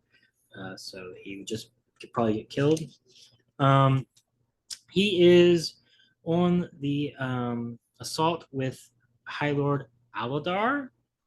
And Aladar is also not fighting. He's just kind of lounging, reading the battlefield, trying to be a tactician. Also, like I said earlier, interesting enough, Renarin is not in the fight, even though he has a shard plate. So maybe it wasn't the right idea to give Renarin the plate, but he also only had it for maybe a couple of weeks. So if he hasn't been training, he might just get killed. So might be smart. Dalinar shows off his tactical genius by kind of reading the battlefield. He's like, the Pershini are going to retreat pretty soon. They're like faking a big attack, but then they're going to pull back to the Gemheart, which happens. The soldiers are able to kind of know the tactic and basically win the day by killing the Pershini. And Aladar is like, man, Dalinar, why are you so good at this? You're scary. You're the Blackthorn. At first, Aladar is like, no, I'm not going to do what you say, Dalinar, and then goes, yeah, wait a second. Wait a second. No, that's right. Do that thing. Yeah. Yeah, there's a little more things about like him trying to be a politician. He's like, you should, like work with me. And Aladar is basically like, I could work with you, but all the other High Lords are snakes, so I kind of have to be a snake. And it's just kind of more confirmation of how fractured the High Lords are. But yeah, they win, and he gets a letter at the end saying that an old friend is coming to the Shattered Plains soon. I wonder who that could be. My guess after the end of this chapter was Taravangian, but we learn later on that's wrong. Yes. So did I make this up, or is Dalinar on this plateau assault because High Prince Royan declined to show? I think so. Yeah. Even though so there's still dissent. Yeah, and yeah, another one was like, I'm decides, yeah, I'm not gonna show up. And so it kind of left Aladar out there on his own. And Dalinar, being the honorable man he is, went out there and to help Aladar. Yeah. And then to add on to Aladar not joining with Dalinar, he said basically he's like, I can't help you simply because if I do, all the other High Lords are stronger and more influential than me, and I will get killed. And kind of interesting that he wasn't like, oh, Dalinar can protect me. Like typically stories will be like, oh, you'll protect me if I go with you, right? And then he's like, yeah, the characters are all like, yeah, I'll protect you. And then it ends up they weren't able to protect them. So this is kind of like the opposite of that. Yeah, it kind of reinforces from last book where the High Lord that he was trying to get an alliance with was like, I'm not your servant. Like we're all kind of in the same like social structure. So like they also have a lot of pride. Also, we get a mention of a High Lord Yenev, which Dalinar and Gavilar in their conquest basically murked. So he's like starting to threat maybe some of the old Blackthorn is rising back up, reminding them of how things used to be, where they would just like murder everybody that didn't go with them. So it's fun seeing kind of old Dalinar again. Yeah, and this is the chapter that we do get Dalinar thinking that he actually scratched the glyphs in the wall. And I think he kind of keeps that to himself. If it's not to himself, he tells Navani. But yeah. And of course, the chapter title comes from Aladar accusing Dalinar and Gavilar of, y'all conquered with knives in the back and soldiers on the field. Like, why are you talking so high and mighty and being diplomatic to do this when in the past y'all did it with knives in the back and soldiers on the field? Yeah. So it's good. We heard some stuff about Dalinar being a tyrant last book, so getting kind of more of his backstory, which is fun. Other than that, it's kind of a like there isn't really much of the fight. We don't really see much of the fight. It's more just kind of a talking chapter. Yeah. But yeah, Fun chapter. Yeah. Got any more on that? Nope. All right. We can move on to chapter 9, Walking the Grave. This is a Kaladin chapter. Basically, Kaladin and a lot of the Bridgefour people take 40, because they broke the 1,000 bridgemen that they got into 40 different squads. 20 different squads, and they take 2 of the promising students from each down in the chasm. So there's 40 people to train, basically to as an initiation, because they know that that Bridgefour did this. They train in the chasm. That's kind of how they got some of their legend is kind of spreading throughout the thing. And in order to include them and give them like an initiation into the Bridgefour, because they're all called Bridgefour now, they're kind of doing that, and it's hopefully going to open them up, because they're still kind of like traumatized from Sadis's war camps, but they don't want to leave. So he's trying a different tactic. also he wants to like test his abilities and in a way where he can't be seen. So Kaladin goes down. Kind of talks to Syl. Kind of learn some more about Syl's background. We learn that she was forbidden to come to search him out, so she's kind of a rebel. We learn a little bit more foreshadowing about the red lightning spren. And she's kind of seeing in the distance, and she kind of like they all the spren kind of have things where they can't remember basically when they're like born again into the real world. They like have amnesia, and it seems like when they're bonded to a person, they start to kind of get their memories back. She stood up to the Stormfather, so Stormfather has some sort of sway over the honor spren or the spren in general. There's a conversation with Kaladin where she's trying to get him to become a Knights Radiant. That's what she wants him to be. It's kind of why she came here. And Kala's reluctant to get more of like, hey, they're gonna take you away from me. He's all like sad about the light eyes. He's like conflicted basically about all that. But at the end of the chapter, he kind of says he's gonna try to become the Knights Radiant. He knows Dalinar wants to reform them. He's gonna try, and he's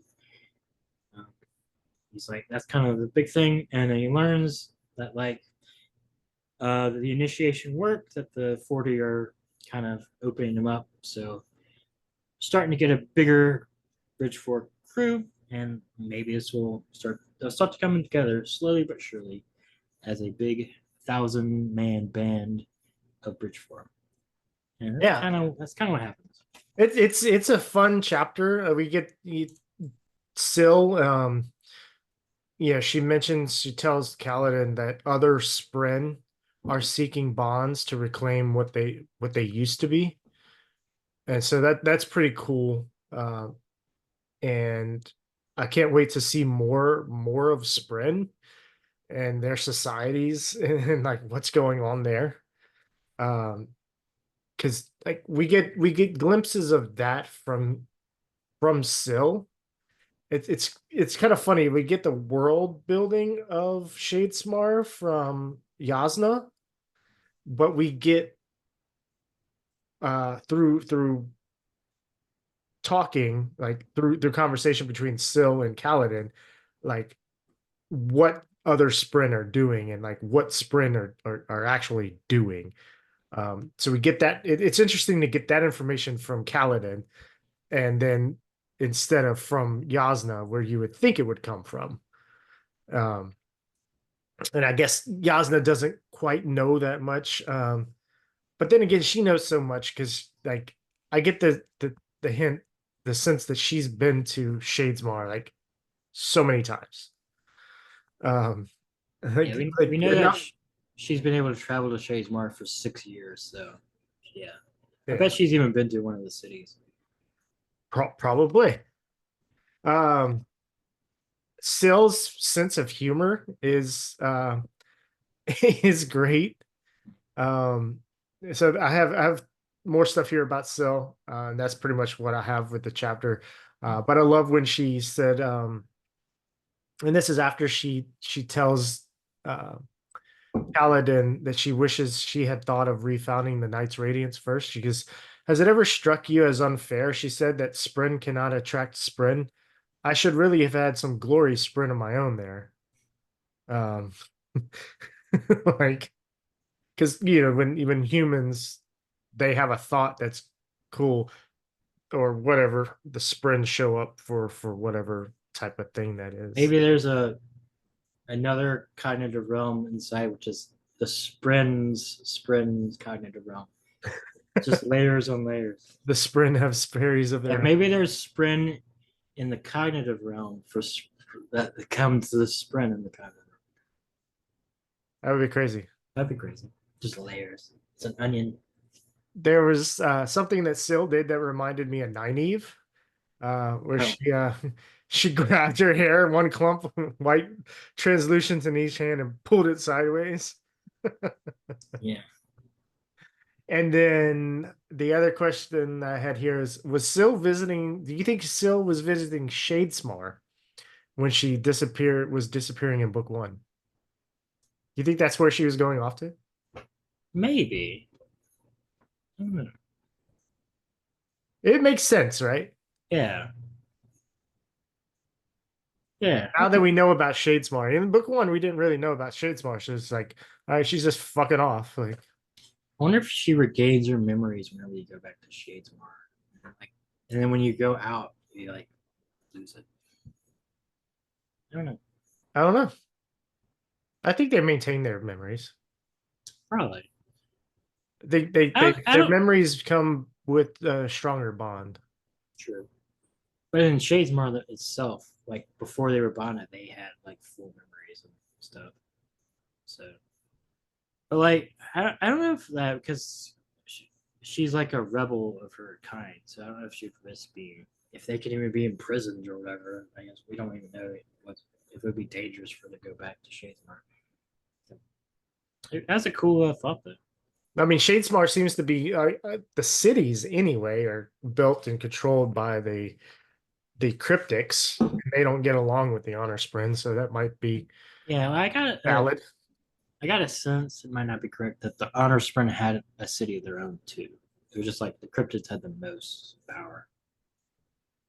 Could be. Well, I guess we'll see if we ever go to the. I mean, we have to go to the city Yeah. because that's just too cool not to. So, in one of the 5 books, we'll definitely go to the city of Spread, Yes. which will be really cool. It will be. Or we'll just be really disappointed. Sanderson's just never go. We just never go there. Let me tell you about this really cool place. You know what? It's silly. We'll not go there anyway. Yeah. All right, we're gonna move on to chapter 10. Red carpet once white. We got a 2-page chapter. And the only flashback chapter the only flashback in this chapter, section. 6 years ago. So when Shallan was 11. It's very well written, very cool. So her mother is dead by a shard blade. There's a man dead, and he is bleeding, and he's making the red carpet once white, but it's red. Ha ha ha ha! Chapter time. Her father is kind of holding her, singing a pretty creepy lullaby, and and then her father has a strong box, glowed brightly, and there was a monster inside. I have no idea what that means, but that's like one of the cool things. There's a monster? Was it full of glowing spheres? Okay, they passed father's strongbox set into the wall. It glowed brightly, light streaming from the cracks around the closed door. A monster was inside. I have no idea what that means, but it sounds cool. Maybe it's a spren. I don't know. Yeah. So I think we don't have confirmation. Seems to be where Shallan got her shard blade from, unless she got it when her father died. But her mom was killed by a shard blade assassin, probably the man that died. The monster could be the thing that the people in the prologue were talking about, or it could be Shallan. So could be Ash dead on the ground. We don't know. That's just my speculation. And the creature is Shallan. That's my guess. We'll see if I'm right. But yeah, I think the creature is definitely like has to deal with the Shallan.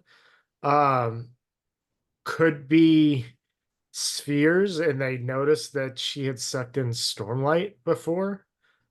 And so to Shallan, the Stormlight is the monster because that's what happened. Yeah. We do know that from the Astronite chapters that Spren can be captured inside crystals. So maybe there's like a giant crystal that's glowing with the Spren inside of it. And they actually learned that from the Alethi. Yeah. The Alethi didn't learn it from the Parshendi. The Parshendi learned that you could capture Spren and crystals Which from. I don't know if they know that's what they're doing. They left it. Yeah, they might not, but it specifically stated the Yeah, Parshendi I know, learned that it yeah. was. But like we don't hear like Navani being like, "Oh, I captured a Spren for this." I guess that's what Fabrials are now, which is pretty cool. Maybe, yeah. That's I the mean, only that thing would that make uses. sense. That's the only thing that uses crystals and like does crazy magic. That makes sense. Yeah. Yeah, so it's funny. I didn't even go to my mind didn't even go to the fact that the man on the ground was an assassin.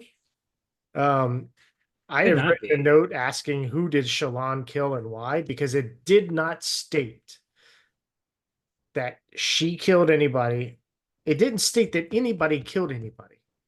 It just said that there were two people dead in the room, and Shallan was her father found her in that room.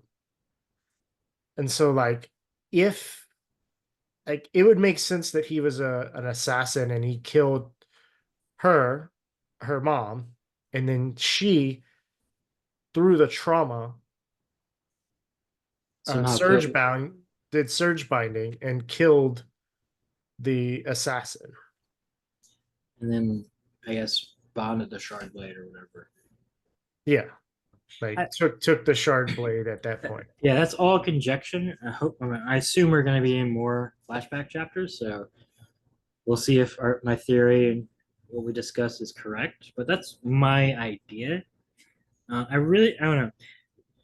It could just be spheres in the strong box, but it seems so cool. There's like a monster was inside. That hopefully it's something That's interesting. glowing. And now that I'm thinking about the spring are trapped in crystals, I wonder if the dark orb that Gavilar had has like a crazy sprint inside it. And that's what that thing is. I guess we'll find out later if that thing ever shows back up. I forgot about that. Yeah. Yeah, I mean, I think that's the point of it. To introduce it at the beginning and make you forget about it until later on, where it comes back up. You're like, aha! It Yeah. was there all along. Yeah, I Yes. forgot about that. Right. Well, I guess we'll see whenever it shows. See what? Yeah. Well, yeah, that's a fun short chapter. Yeah, for a 2-page chapter, there's a lot of like really cool stuff in it, and like Shallan, she's somewhat of a simple character right now, but she has like the most interesting, mysterious backstory of all the characters. Yes. Like if you just like did like a one sentence like explanation of her, she's a rich kid that like kind of likes to paint and has a lice friend, and she's cool. But like it's like no, she has this crazy backstory that like is slowly being doled out to us. I want more of it. Yeah. Kaladin gets like pages and pages of his like father teaching him the thing. She gets not even 2 pages. It's like not even 2 pages of backstory. Come on, Sanderson. Got any more on this? Nope. All right, you can move on to chapter 11, An Illusion of Perception. It's another Shallan chapter. She wakes up basically on like a reef out close to the shore. She survived the crazy ship implosion that she caused.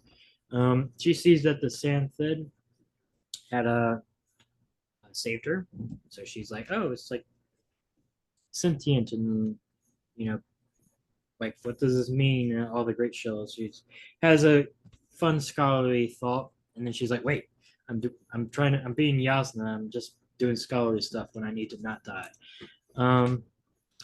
Which is funny. She then swims to the shore, and we learn that she's a terrible swimmer. So I don't know how she plans to survive when she blew up the ship, but it worked out for her, which is good for us.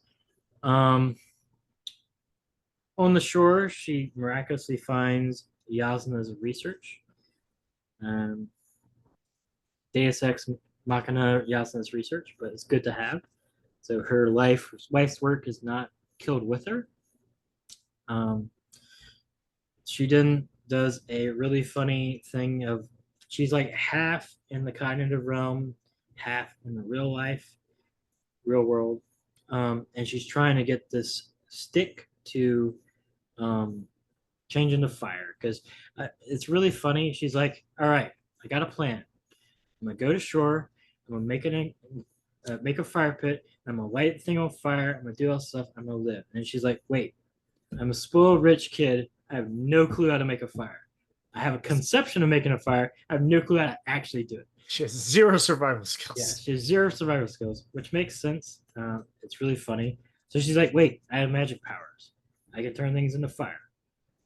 And then she fails really bad because apparently sticks just want to be sticks. It's They very hard to don't want to change. be fired. They don't think it's fun. No, they don't think it's fun, which makes sense. They don't want to get burned up. Um, it's really funny. I am a stick. The audio book is really good in this part.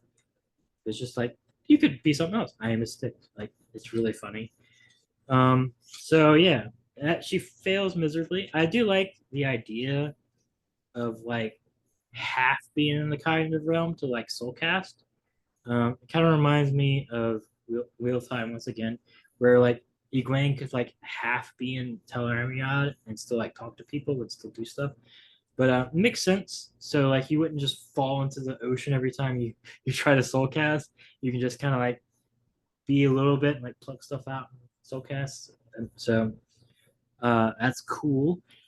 She then kind of just starts walking, and it's really nasty. Stuff because her feet are all messed up and she's like bleeding and she's gonna die. And then she luckily runs into Tavlok, who is the dude that sold Kaladin in the first book. And she kind of just stumbles in the camp and falls asleep. Oh wait, yeah. Yeah, she lays down in a ball and goes to sleep. Yep. She's like, "Oh, hi, fire." Sleep. Yep. We don't even get his name, but that's Don't just randomly walk up to a group of men out in the wild and just go to sleep at their fire. I guess when you're dying, you kind of don't care. I mean, you're dying anyway, so. Yeah.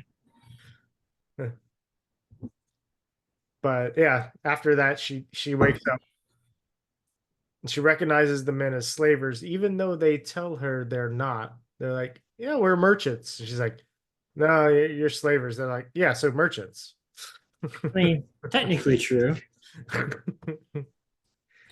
Yeah, she's wait, so yeah, she's like you're, and then she remembers back to previous chapters of how Yasna got people to do stuff, and she's trying to imitate her and kind of start to become the noble woman she was maybe born to be.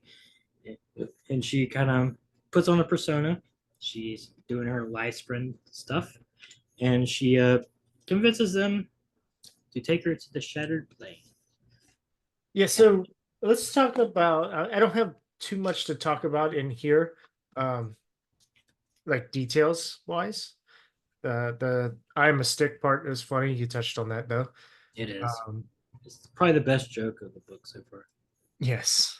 Even there was a previous we didn't really discuss it, but there's a previous one where Syl sits on Rock's shoulder and he tries to like bow to her on the shoulder, and it's really funny. Oh yeah, that one was funny. And Yeah. he's like I wonder if it was either him or Kaladin that was like wondering. He's like if she was just really, really like making a joke about it or whatever.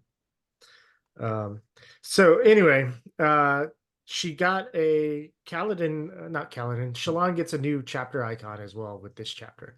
And so it's no longer, which I was assuming was the painting, her painting of Shadesmar. It used to be, and now it's of pattern. Yeah, that's cool. I don't really pay attention to the chapter icons. I probably should, but they're fun. It kind of ties me. To me, some of them give visual representations of certain scenes or objects or concepts in the book. And so it's easy for me to refer, like when I read Pattern's name, I just think of that icon and I'm like, okay, yeah, that's it. So real quick, let me pull up the map. So Carbranth is right here at the tip. That's where they were. Yeah. I believe they decided they were going to go to New Knotten. Yes. And So they went through the Long Barrow Straits, and then they were like going around the ocean, and then basically crashed somewhere somewhere down around. here. Yeah, somewhere down there. Yeah. Yeah, okay. And then she Because they discovers. mentioned they would drop her off at the shallow crypts. Yeah. Okay, gotcha. All right, so just a visual because I all the other times I read these books, I never referred to the map, so I was just like, Yeah, because they mentioned being near Thalen, which I wish yeah, yeah, which seems like a cool place. I hope we go there eventually. I didn't realize because they're the people with the long eyebrows. yes. I didn't realize they were really like a frost nation, like a snow covered place. Yeah, because I had to look it up because I had to look up the Rushy Isles, which those are cool. Yeah, the Rushy Isles are really cool. I can't wait to get to those. Yeah. So, but yeah, okay. Yep, that's all I had for that chapter. Just to discuss their journey and where they were going. Yeah, I just like most people, I like fantasy. I love fantasy maps. I wonder if there's another continent um, in Roshar.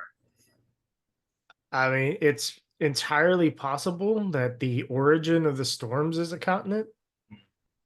But maybe. Yeah, I mean, nobody ever knows because of the high storm. Just you can't really sail that far until we get like force fields or something. Yeah. Or if we get like airplanes Or fly people that can Yeah. fly. Yeah. Yeah. But yeah, I like looking at maps. They are fun. It's kind of I was not expecting Tavlock to come back. I guess Sanderson didn't want to make up a new name. Yeah, it's fun to bring him back. I wonder if he's gonna stick around afterwards. I don't know. So, and again, if you're listening, I know I've mentioned I've read these books before, but it's been years and I've read so much in between and there's so many details that it's really hard for me. Like I don't have the photographic memory and remember all the little things. So a lot of what I'm saying, true, like I will let you know. If I say something that I know is true, I will tell you I know this is true. I'm not saying anything, or I'll be like, I'm not going to mention anything about that because I know too much about it. So if I'm conjecturing, it's legit because I do not remember what is going on.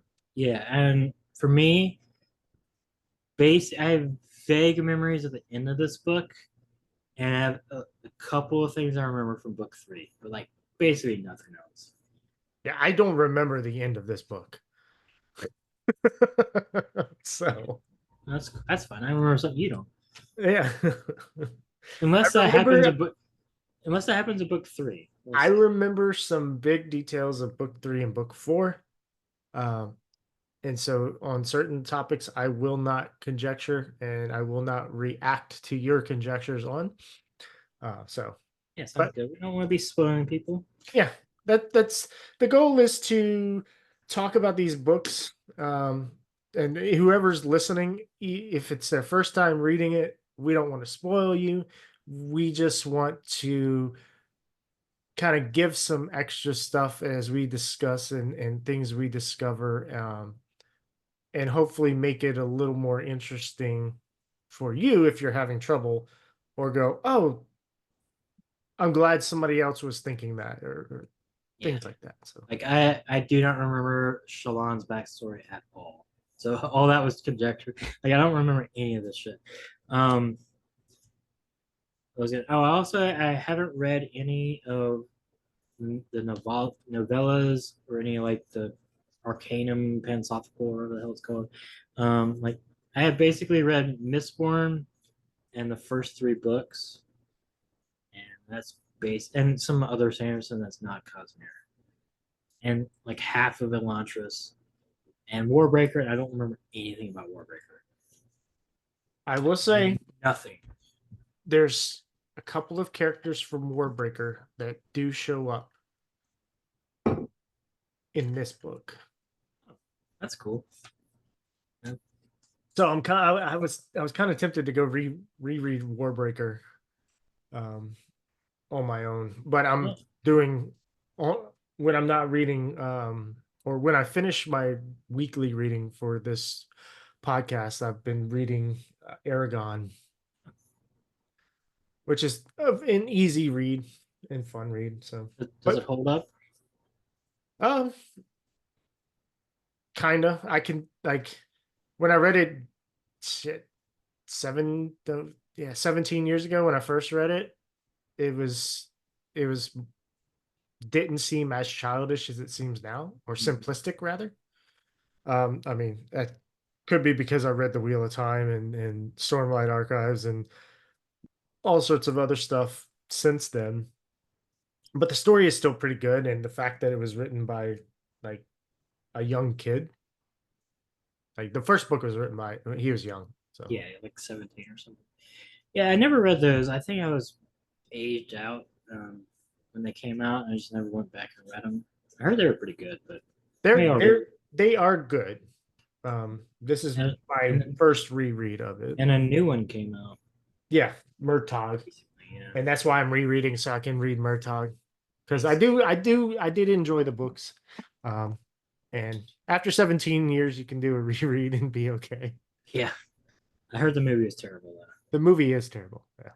So, all right, chapter 12. Yeah, chapter 12. The last chapter. Last real chapter, even though the interludes are way more substantial this time. Yes. And We there's have more of chapter them. yes, there are more. We have chapter 12, Hero, which is This is Kaladin- such a fun chapter. yeah, which is a Kaladin chapter, and the hero is not Kaladin. Dun, dun, dun. So basically Kaladin is fulfilling his oath to Sigil. He is trained. He is they're trying to test his powers through like the scientific method of how long can you stick stuff to, and like blah blah blah. Sizzle's like getting very frustrated because it's hard to like quantify what's in a sphere, how long it's been infused. So like it's really hard to actually do a scientific method on things that you can't really measure, which I get. It's very rough. But basically Kaladin is starting to learn the lashings, but he doesn't have the terminology for it, so we don't hear lashing every 2 words like we do with Seth. So that's good. Maybe he'll come up with a better word than that. So he like learns to like stick people to walls, and like there's a funny thing where like rock is like dangling from a rock, haha, and he's getting a good workout doing that. And then there's like a cool sparring session where Kaladin is like lashing things to the ground and like doing the spears to the ground and like to each other and stuff like that. And We Rock- learned that Rock is an amazing fighter. yeah, Rock is his weird cultural thing where he can't fight because he's not the right son, but he is a really good wrestler and is super strong and can like pick up small trees and like hurl them at Kaladin. It was a really fun fight, testing out Kaladin's skills. We don't know Kaladin's second ability yet, so that's going to be fun to see. And I do like that we learned in this section that the Radiants kind of intermix with each other. So Kaladin might not be from the same order as Sazeth. Seth. Seth. Is it Seth? Yeah, Seth. just- Sazed is from Sazeth is from Mistborn. Yeah. It this just one- it looks weird, so I didn't want to like do a weird fantasy name for it, but it's just Seth. Yeah, it's Seth. So yeah, I Seth. think it's Zeth. Zeth. The S is a little more silent, but I mean, S and Z can both be. This game called Zeth. Yeah, so we get fun fighting. I don't really need to go too. We can go to a deeper later.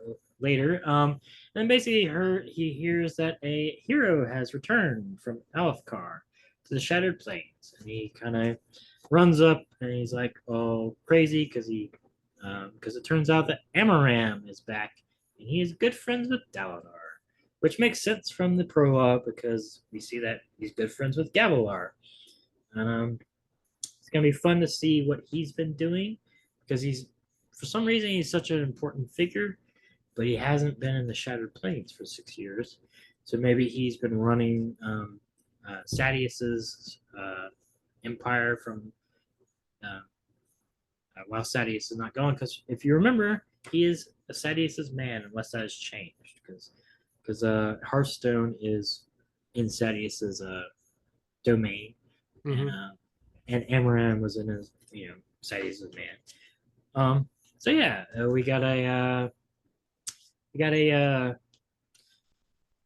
wrench in the plans of Dalinar and Kaladin. So we'll see how this does their relationship because Kaladin was thinking about telling Dalinar about his powers because he wants to try to be a nice Radiant. So we got the Rising, and we got some fuckery going on. So it's gonna be fun to see. That's kind of the chapter. It's the end of part 1. Yeah, I mean that covers it. It's such a fun chapter. Brandon Sanderson put in a nice pun here for Chris. So, what did the one-armed Herdasian do to the man who stuck him to the wall? Nothing. The Herdasian was armless. Good old open. Gancho. Oh, there's another. Well, there's another word he used as well here that was not gancho. And I think it referred to sill because so Rock kind of reveals that he can see sill. Yeah, we learned that in the first book, but yeah, he says more about it. No, the others find out that Rock can. Oh, Yeah, okay. the other Bridge 4 members now know that Rock can see it because he goes, "Yeah, there's Sprint over there." And they're like, "What?" He goes, "Oh, she didn't want to be seen. I'm sorry." But one thing I wanted to bring up was a little funny and just I kind of hand wave is that Lopin and Rock know the spear moves, even though they've never trained with the spear because they're always going in actual chasm duty doing stuff. So it was just kind of weird that they know the moves of the spear that Kaladin's been teaching them. So maybe they trained off screen, which is kind of funny. Yeah, perhaps. So yeah, I mean, at the end, I wish I would have written it down, but I noticed it that he had Lopin had said another name.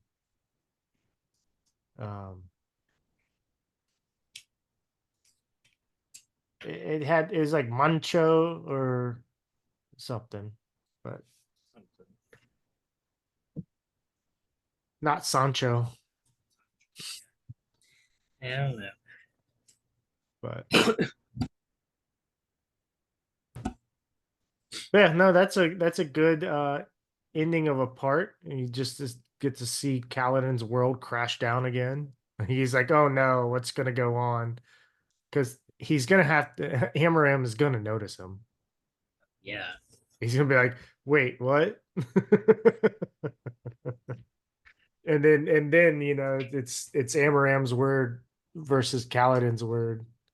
And we know Amaram is involved somehow with the Ghost Bloods and was very involved with Dalinar. Or not Dalinar, Gavilar. Amaram might, I mean, I wouldn't necessarily say involved unless it was he's opposed He to them. knows about them. Yeah, He knows about the K I guy. think they're opposing factions. Could be. So Yeah. But he knows about. He's one of the. Because we don't know if Dalinar knows about Ghost Bloods. We know yeah, that. yeah, I haven't gotten any kind of Yeah. thing from the book yet. about Yeah. that. But we know Gavilar was involved with them, so we're getting more kind of like the grand conspiracy of this world, which is fun.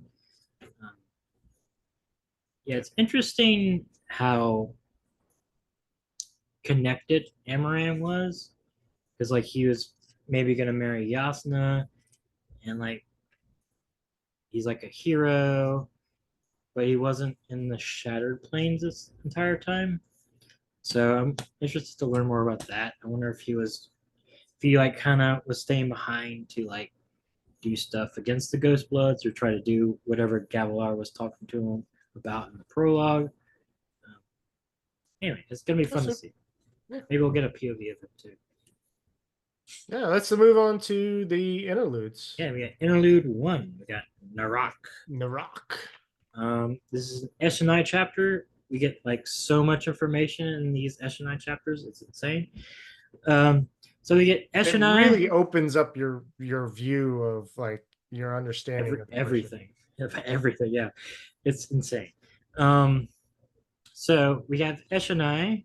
We meet her finally, even though we got her name in the previous book, which is funny. She's the Parshendi Shardbearer that almost killed Dalinar. She is terrible at thinking about negotiation because she somehow wants to talk on the battlefield instead of just sending people to talk to the Alethi, but whatever. We learn a lot about the Parshendi. They are known as the listeners, that's what they call themselves. They can like take on different forms and like change their bodies and their minds, which is really cool. They currently only know 6 forms, which is slave form, dole form, nimble form, war form, mate form, and worker form. And obviously, they don't use the slave form because they don't want to be slaves. They say that the dole form is what the Parshmen are. No, the slave form is the Parshman. Yeah. But the doll form is like the Parshmen. like the slave form, and they use the doll form for spies. Yes. I guess the Parshmen also know mate form, or else they would just die off. What I got is that they were dole form and mate form was what the Parshmen had, and slave form was what they had were in the when the old gods had them. But I could be wrong. That's just maybe I got that mixed up. And the Parshmen My understanding was that slave form is the Parshman. makes sense. The doll form is what they're using, and they said doll form is what they used to only exist in doll form. And you see some going back to doll form now because of reasons. But they use doll form for the spies. Yes. Because they're indistinguishable from slave form to the Alethi. Yeah.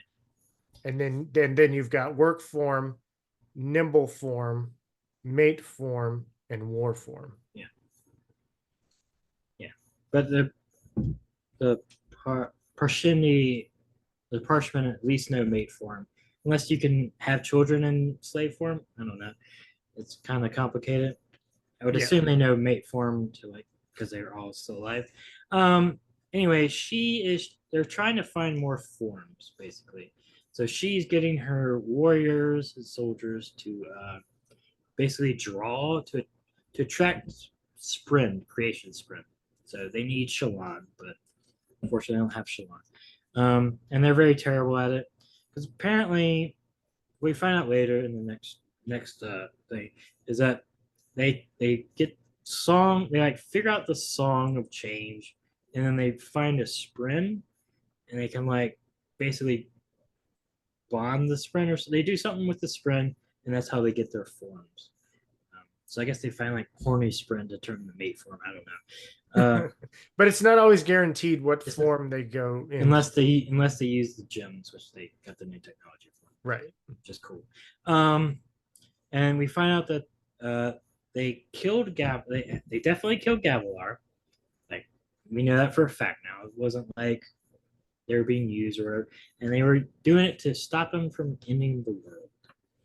So he was doing something crazy. I assume it was bringing back their old gods. We don't know anything about that, but we'll find out later. Probably have something to do with that black sphere, mysterious thing. Hopefully, maybe it was a shard. I don't know. We'll figure that out later. Yes. There's a lot of funny stuff where like there's mate forms, and she's like, "Ew, those guys are always horny. Why do they stay in mate form?" Like we get a lot of like fun perspectives of the listeners and like all their stuff, and they're always attuning different songs, and like they just kind of have music running through their entire people, which is cool. We then meet her sister Vinley, who is basically their version of Yasna. She's a researcher. She's trying to find more forms to basically get them more powerful. But she's also very jealous of Eshonai. Yeah, they're jealous of Eshonai. So we learn we can just go into we'll do both the Eshonai interludes at once, just because it makes sense because they're basically the same chapter. Yeah. So we learn more about Eshonai. She loved to explore. She really hates being a general, but she loved to explore. She was she was the first person to find the Alethi and humans, so it's kind of all her fault. She's really interesting character. I really like her. But Vinley, her sister, who's interesting, she has found a storm form, which is said to have the ancient powers of their old gods, which is very scary. And there's possibility that if there's enough of them, they could control a high storm or summon a high storm, which is very cool. And she's trying to get permission to like continue the research to actually like become a storm form. That's kind of where that one ends. You want to just do both chapters and discuss it all at once? Or? Yeah. So then we got interlude 4, The Last Legion, which is also Eshonai's POV, of course. Eshonai is very worried about the storm form. We learn more that like her people are losing. Like they thought that like they're going to do a protracted attrition war, that the Alethi would eventually sue for peace or like give up, but they too weren't expecting the Alethi greed. So they're slowly getting ground to nothing in a war of attrition, which is very sad. But yeah, she's worried about this new form because it reminds them of their old gods. We learn more about their old gods from their mother, which is just named Mother, who has like dementia or Alzheimer's or something. It's very sad. Yeah, I made a note here because it seemed like it was confusing because one point she appeared to call her Vinley, but then later on just continued the conversation like as if she was talking to Eshonai. Yeah, she like sees Eshonai as like a young Vinley before she can even have her first change. But so basically they've been passing on an oral tradition through song and stuff because they didn't even think to like write it down from beyond probably the early days of after a desolation. There were once the last legion. They were warriors from their old terrible gods. They basically were a strike force or an army of some kind stationed somewhere, and they gave up their powerful forms that were powerful but enslaving them to I guess odium or whatever their old gods are, and they basically voluntarily forgot their forms and turned themselves into dull and mate form to be free. So they were able to get free. So that's why I'm guessing that's why they are not like the Parshindi or the Parshmen, and so they were able to move to Notnotten and kind of eventually learn more forms, and that's kind of where the listeners came from. So rightly so, Eshonai is very worried about returning the old gods and getting enslaved again, which makes sense. Very cool. A lot of world building. She then goes to the Council of Five. It's all different forms have their own council to kind of discuss if they need to go ahead with uh,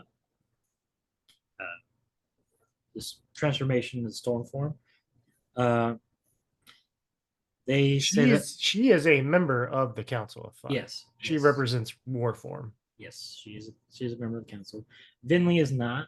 Like she and they have a one in dull form, which sounds horrible, but they want to represent the dull people and the Parshmen, so they needed a representative, which is cool.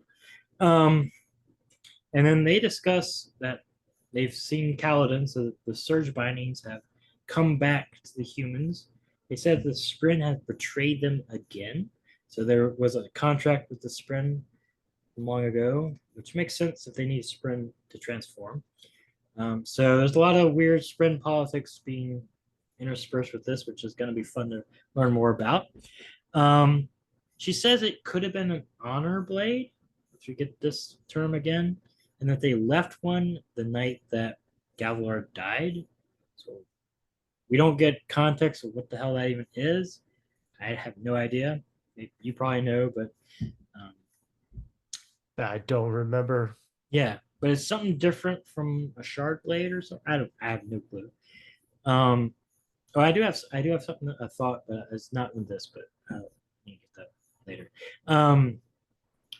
So they basically in the end of this is there. Eshonai is going to take the form because she's expendable. She's just a warrior, and it pisses off her sister because her sister wants kind of.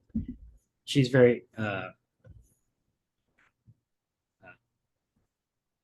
ambitious and wants the glory, and she was the good daughter that stayed behind while Eshonai went and explored the world and did all this crazy travel. So yeah, Eshonai is practically the prodigal daughter. basically, even though the mom doesn't is disappointed in Eshonai, which is fun to hear. Yeah, that's basically what happens. Really cool. I really like Eshonai. I want more of this. Hopefully, get more of it in not interludes. But yeah, what's your thoughts on this? Yeah. Let's see. So thoughts here.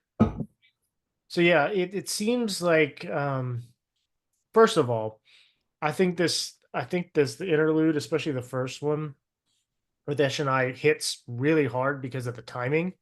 Like we've spent a whole book and like 15% of the second book feeling that the Parshendi are just savages and enemies. And now we get to see that they have a civilization and that Eshonai actually even desires peace, like wants to have peace with the. I still don't get her plan though. I don't either. She wants to talk to Dalinar on the battlefield. It's like just go to the camp and be like, and then talk to them, or get one of your spies to like talk to them. Yeah, I mean, like I don't know. It's just funny. It's like that's not gonna work. I know you're in war form, so maybe you're not thinking correctly, but like I don't know. yeah, it does seem like a weird thing. It's like if they wanted to end the war, which it sounds like they do, they could end it pretty quickly. They would either surrender, which would probably be bad, and they get enslaved, or they could work out they could probably work out a thing to like become part of the Lethe society and like not like give up the Shattered Plains so the High Princes can get all the money and like do a sad maybe Trail of Tears being moved somewhere else. But like it would probably not go well for them, but they could end the war pretty quickly if they wanted to. Oh, absolutely. So it's just weird that she just wants to do it in the weirdest, most backward way. Yeah. We do learn so we learned about the Shattered Plains. It used to be a gigantic Parshendi city. What happened to it, we don't quite know. Yes, human. I think it was Human City first, and then Pershindi. Yeah. Maybe so. But I know they used to, and like the giant circles outside the war that are used as the war camps, those used to be like the Pershindi actually lived there. Uh I wasn't it's excuse me. I wasn't exactly sure. So Narak, or Exile as they call it, which is the center of their dead city, I felt like the tower was the center of the Shattered Plains, but that wouldn't make sense that they're living on the tower. So it's got to be a I different didn't, I, plateau. I didn't think it was the center. I think it was just like the furthest they got. I don't think they've mapped out the Shadow Place. Yeah, the tower is the farthest that the humans can go. Yeah. I kind of felt like it might have been the center, but maybe not. So Yeah, because it makes sense that it's the furthest. So that's why they always reach there first. So it was probably pretty close to the center.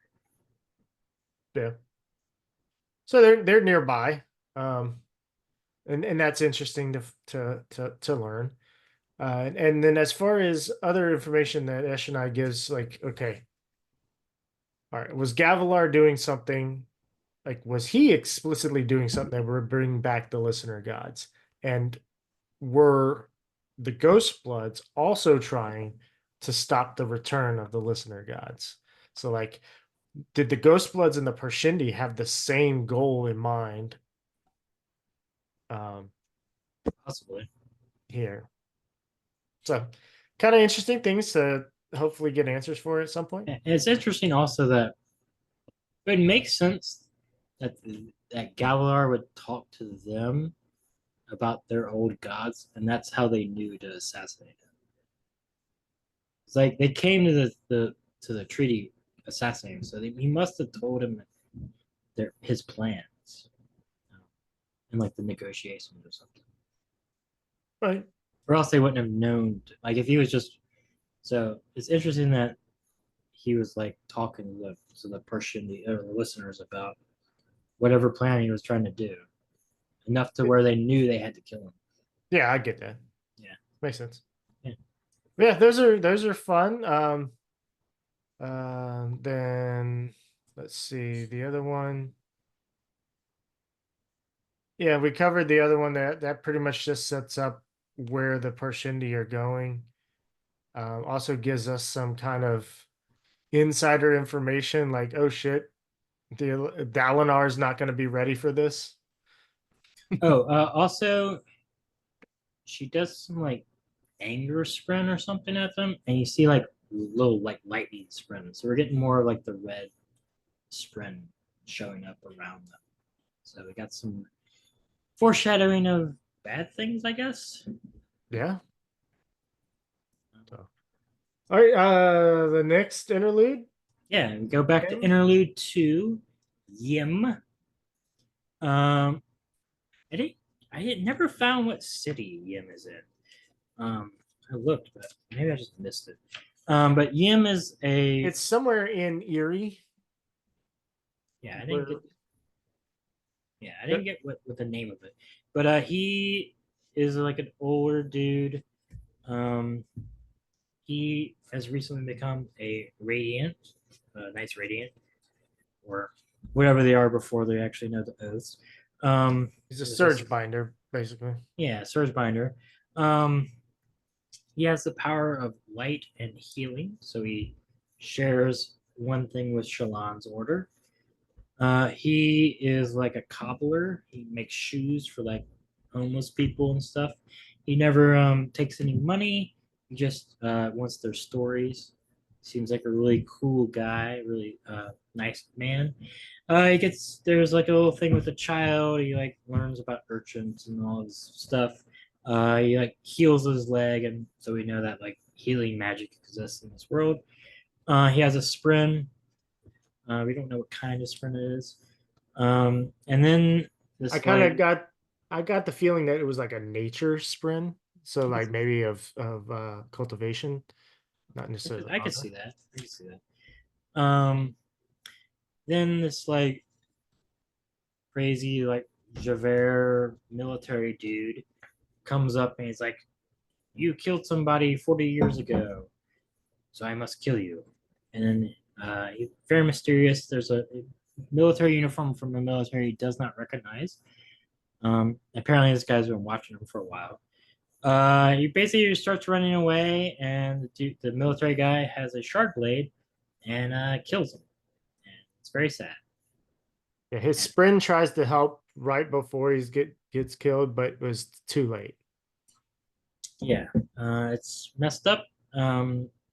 So we got another potential secret society, unless he's a ghost blade, but so maybe that's the ghost blade military uniform. We don't know. We got this other dude who's fucking up the nice Radiant or something. I don't know. So Yeah. it'll be fun. So I like it. I like the chapter because it does set up like random people in the world that are bonding to Sprin. So like there's a lot of like fantasy that I've read where it's like, all right, there've been talk of all this magic power or whatever, and you get this one main character that gets it, and then like 2 books later, all of a sudden everybody does. But Yeah. there's no, it was like before that, nobody knew about it. Like it was something that just popped up out of nowhere. And so in this book, you hear the tales of the old and everything, so everybody kind of knows about it. But showing this, it shows that others in the world have been experiencing the bonding and the powers come, but just like our main characters, they're hesitant to like show people because of witch hunts or things going on. Like, oh, so y'all are we don't want this to come back, or this is kind of sacrilegious. And I think a lot of that is leftover from the hierarchy. Um, it feels like it's left over from the hierarchy, even though they overthrew the Ardents and changed the rules of the church. Um, once you change knowledge, it's hard to change it back. Yeah. Um, Yeah, so and also the not just the like young people are getting it because this dude's like 60 or something. So anybody can get it, which is fun. It's Mhm. just I guess whatever draws the sprint to you. It could be anybody. Yeah, it's good to see new powers. I like we're slowly getting the 10 orders, even though this guy's dead, so we have to get another healer in the party. yeah, there is one other thing he mentioned here is he's telling a story to the urchin. And he was talking about 7 lands, and that 6 are around, and maybe the 7th will come back. And I was like, well, this is the first time we heard of this, but is the 7th land the Parshindi? The land of the Parshindi. Maybe. So, Or it could be the origin continent if there is one. and Roshar's stimulant or coffee is ridge bark. Sounds nasty. Yeah, he mentions that the urchin was chewing on ridge bark. So, just a little note there. So if Yeah. you ever want to, go meet your friends for some stimulants, you go chew on some ridge bark. Right. You mind if Overall, really fun chapter. Yes, yes. All right, we're on to interlude 3, Risen. Before that, I do have a theory now that I've been thinking about for a little bit. So Seth Sonson Villano. I have a new theory about Truthless. No, let's hear it. I think he's a surge binder that doesn't have a spread. And that's what makes him Truthless. That a surge binder that has no spread. Because we haven't seen his sprint, so maybe it's just not there, but or like it's bound somewhere or something. I don't know. That's just because we've seen everybody else have sprints now and they have powers and he doesn't have a sprint. That's the only thing I can think of was Truthless. So. Do you think that he should have a cryptic? No. If he was, I think he's whatever order borders Kaladin. But they're like they have like the lashing ability, but they each have different ones. So he's in whatever order that is. So whatever sprint that is. But I think So Kaladin's a truth, not a truth, but a wind runner. honor. Yeah, Windrunner. Yeah. And maybe they're in the same order. We don't know. We haven't seen their second abilities yet. Pretty sure. Yeah. Decent theory. I don't know. I mean, maybe I don't know. I don't remember if Seth gets a sprint or not. Yeah. So that's my theory is that he's either sacrilegious or something. He did something to the sprint, maybe like killed it or did something weird with it. And that's what the truth was. I could be completely wrong. It's just one thing because I really want to know. That's one of the mysteries I want to know what truth this is. So that's my theory for now. We'll see if it holds up. Let's see. But anyway, Risen, she's back for another interlude. This one's so fun. It's so fun, so fun. I'm glad she's back. She's cool. She's the She only gets one. her own novella. She's Oh, really? yeah. The Dawn Shard novella Well, that's cool. is Risen. So Well, hopefully she'll will- show yeah, up in we'll the. see her again. Yeah, hopefully she shows up more in this book and maybe interacts with our regular crew. I don't know. She's on like the opposite side of the world right now. So anyway, Risen's back. She is going, and she's in the Reshi Sea, which is kind of to the north if you look at the map. Even further north than the pyramid. Yes, which is cool. She's going to Relu Na, which basically in the Reshi Sea, there's these giant great shells that are basically as big as islands, and people live on the back of them, and it's really cool. And For some reason, I had a hard time conceptualizing. I didn't go reread, but it didn't talk about what was underneath. But I feel like they walk. They're like giant walking ones, yeah, and their hands come out at sometimes. yeah. And then they just I don't know how tall they are outside of the water. But yeah, the different levels of the island are the shell Yeah. that they've like cut into, and it's apparently really good soil or something because trees grow everywhere. I don't know. Are they bipedal, or do you think they're bipedal or have more than 2 feet? I don't know. I guess they're I'm guessing they're crabs. They're great shells, so they have like 6 legs Okay. or more. Everything in this thing is a crab, so I assume they're crabs. We see like one leg move, and it's like giant, but I assume it has a bunch of legs. Anyway, super cool. They're like these giant ass great shells that have cities on them, and they move, and it's really fun. Whenever they get close together, the people on them either go to war or like trade with each other, and it depends on what their gods say, which it's the great shells. So I like that at first they just yell insults at each other across the yeah. Which is funny. So yeah, she's a trader, an apprentice trader. They're going. I like it that her Bosk is sick. Vestim, who's the head trader. So she has to negotiate, and she fears that he is dying because we find out later that he's not sick, but he was very committed to the bit because he coughs up blood in his handkerchief. So he has some fake blood. He's doing all sorts of stuff to make her really worry about his health. He tells her that it's kind of like the Shin. He likes to set up. He likes to set up payment in advance, and then kind of negotiate or talk with the people and it's weird. Cat, what are you doing? Freaking out. Anyway, so he's like, you're gonna have to negotiate instead.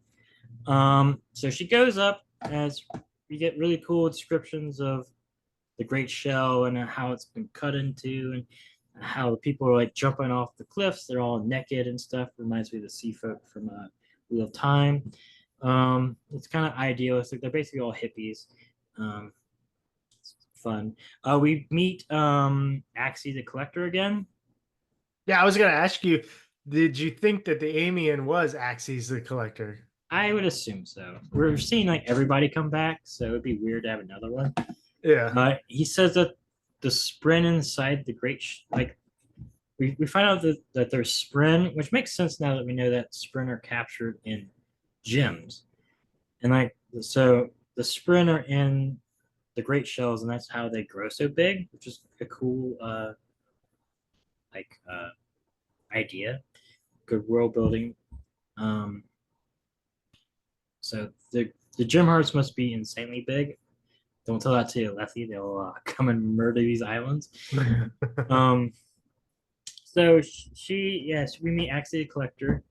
I wonder, maybe he'll get a novella too. He's so cool. Yeah, like they're very weird. Like I like how there's all Their these different- shadows are opposite as well. Yeah, so maybe he's from the cognitive realm. I don't know. We'll find out. Maybe or not. She ends up going and meeting with the king, who is a lady. She has a weird. They call the king no matter what. The king has like an interpreter, and like they're basically talking with her, and she has to be bold, but she's not getting anywhere with them. It's basically like, come back next year. You're too young and like not experienced enough to trade with us. Wahaha. And then she's like, well, I'm gonna talk to your god because you're just the king. Because they're like feeding the great shell like fruit. Yeah. So it's fun. So there's like a rope hanging down with like fruit, and the great shell's eating it. So she like runs and jumps on the rope and like scales down, and she's like, great god of Ray Luna, they're not trading with me, but you should do it. I have many goods for you. And she's like trying to be all bold, and the rope snaps because, of course, it does. And she basically plummets to maybe her death, but no, she gets saved by the Spren of the Great Shell, the island itself. And then she wakes up, and Her turns legs out are broken. her legs are broken. She's fucked up. She might not walk again. We'll see. Maybe by the next interlude, she'll be healed.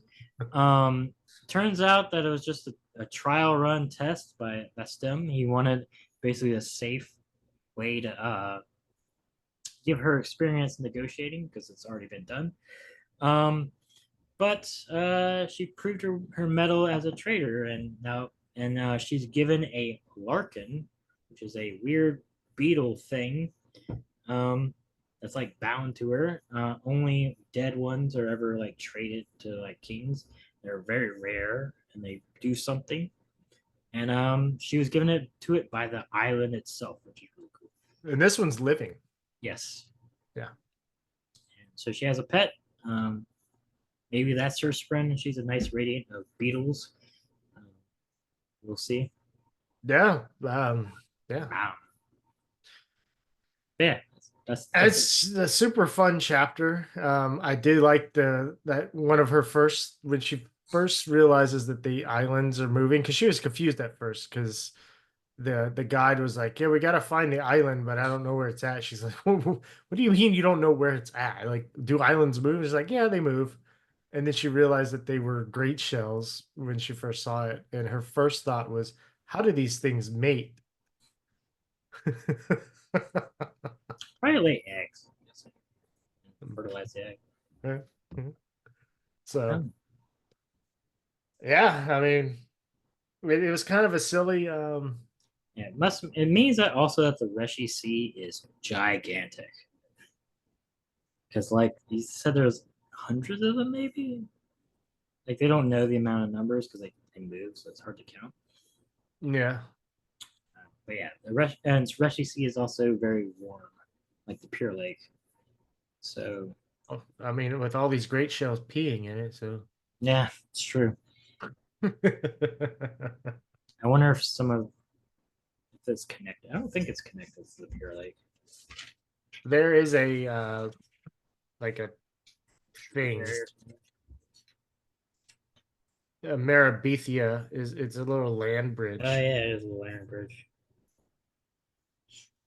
Yeah. I guess it's a saltwater. Well, actually, do we know if the sea in Roshar is saltwater? Don't know at all. I mean, it could be. I mean, it makes sense.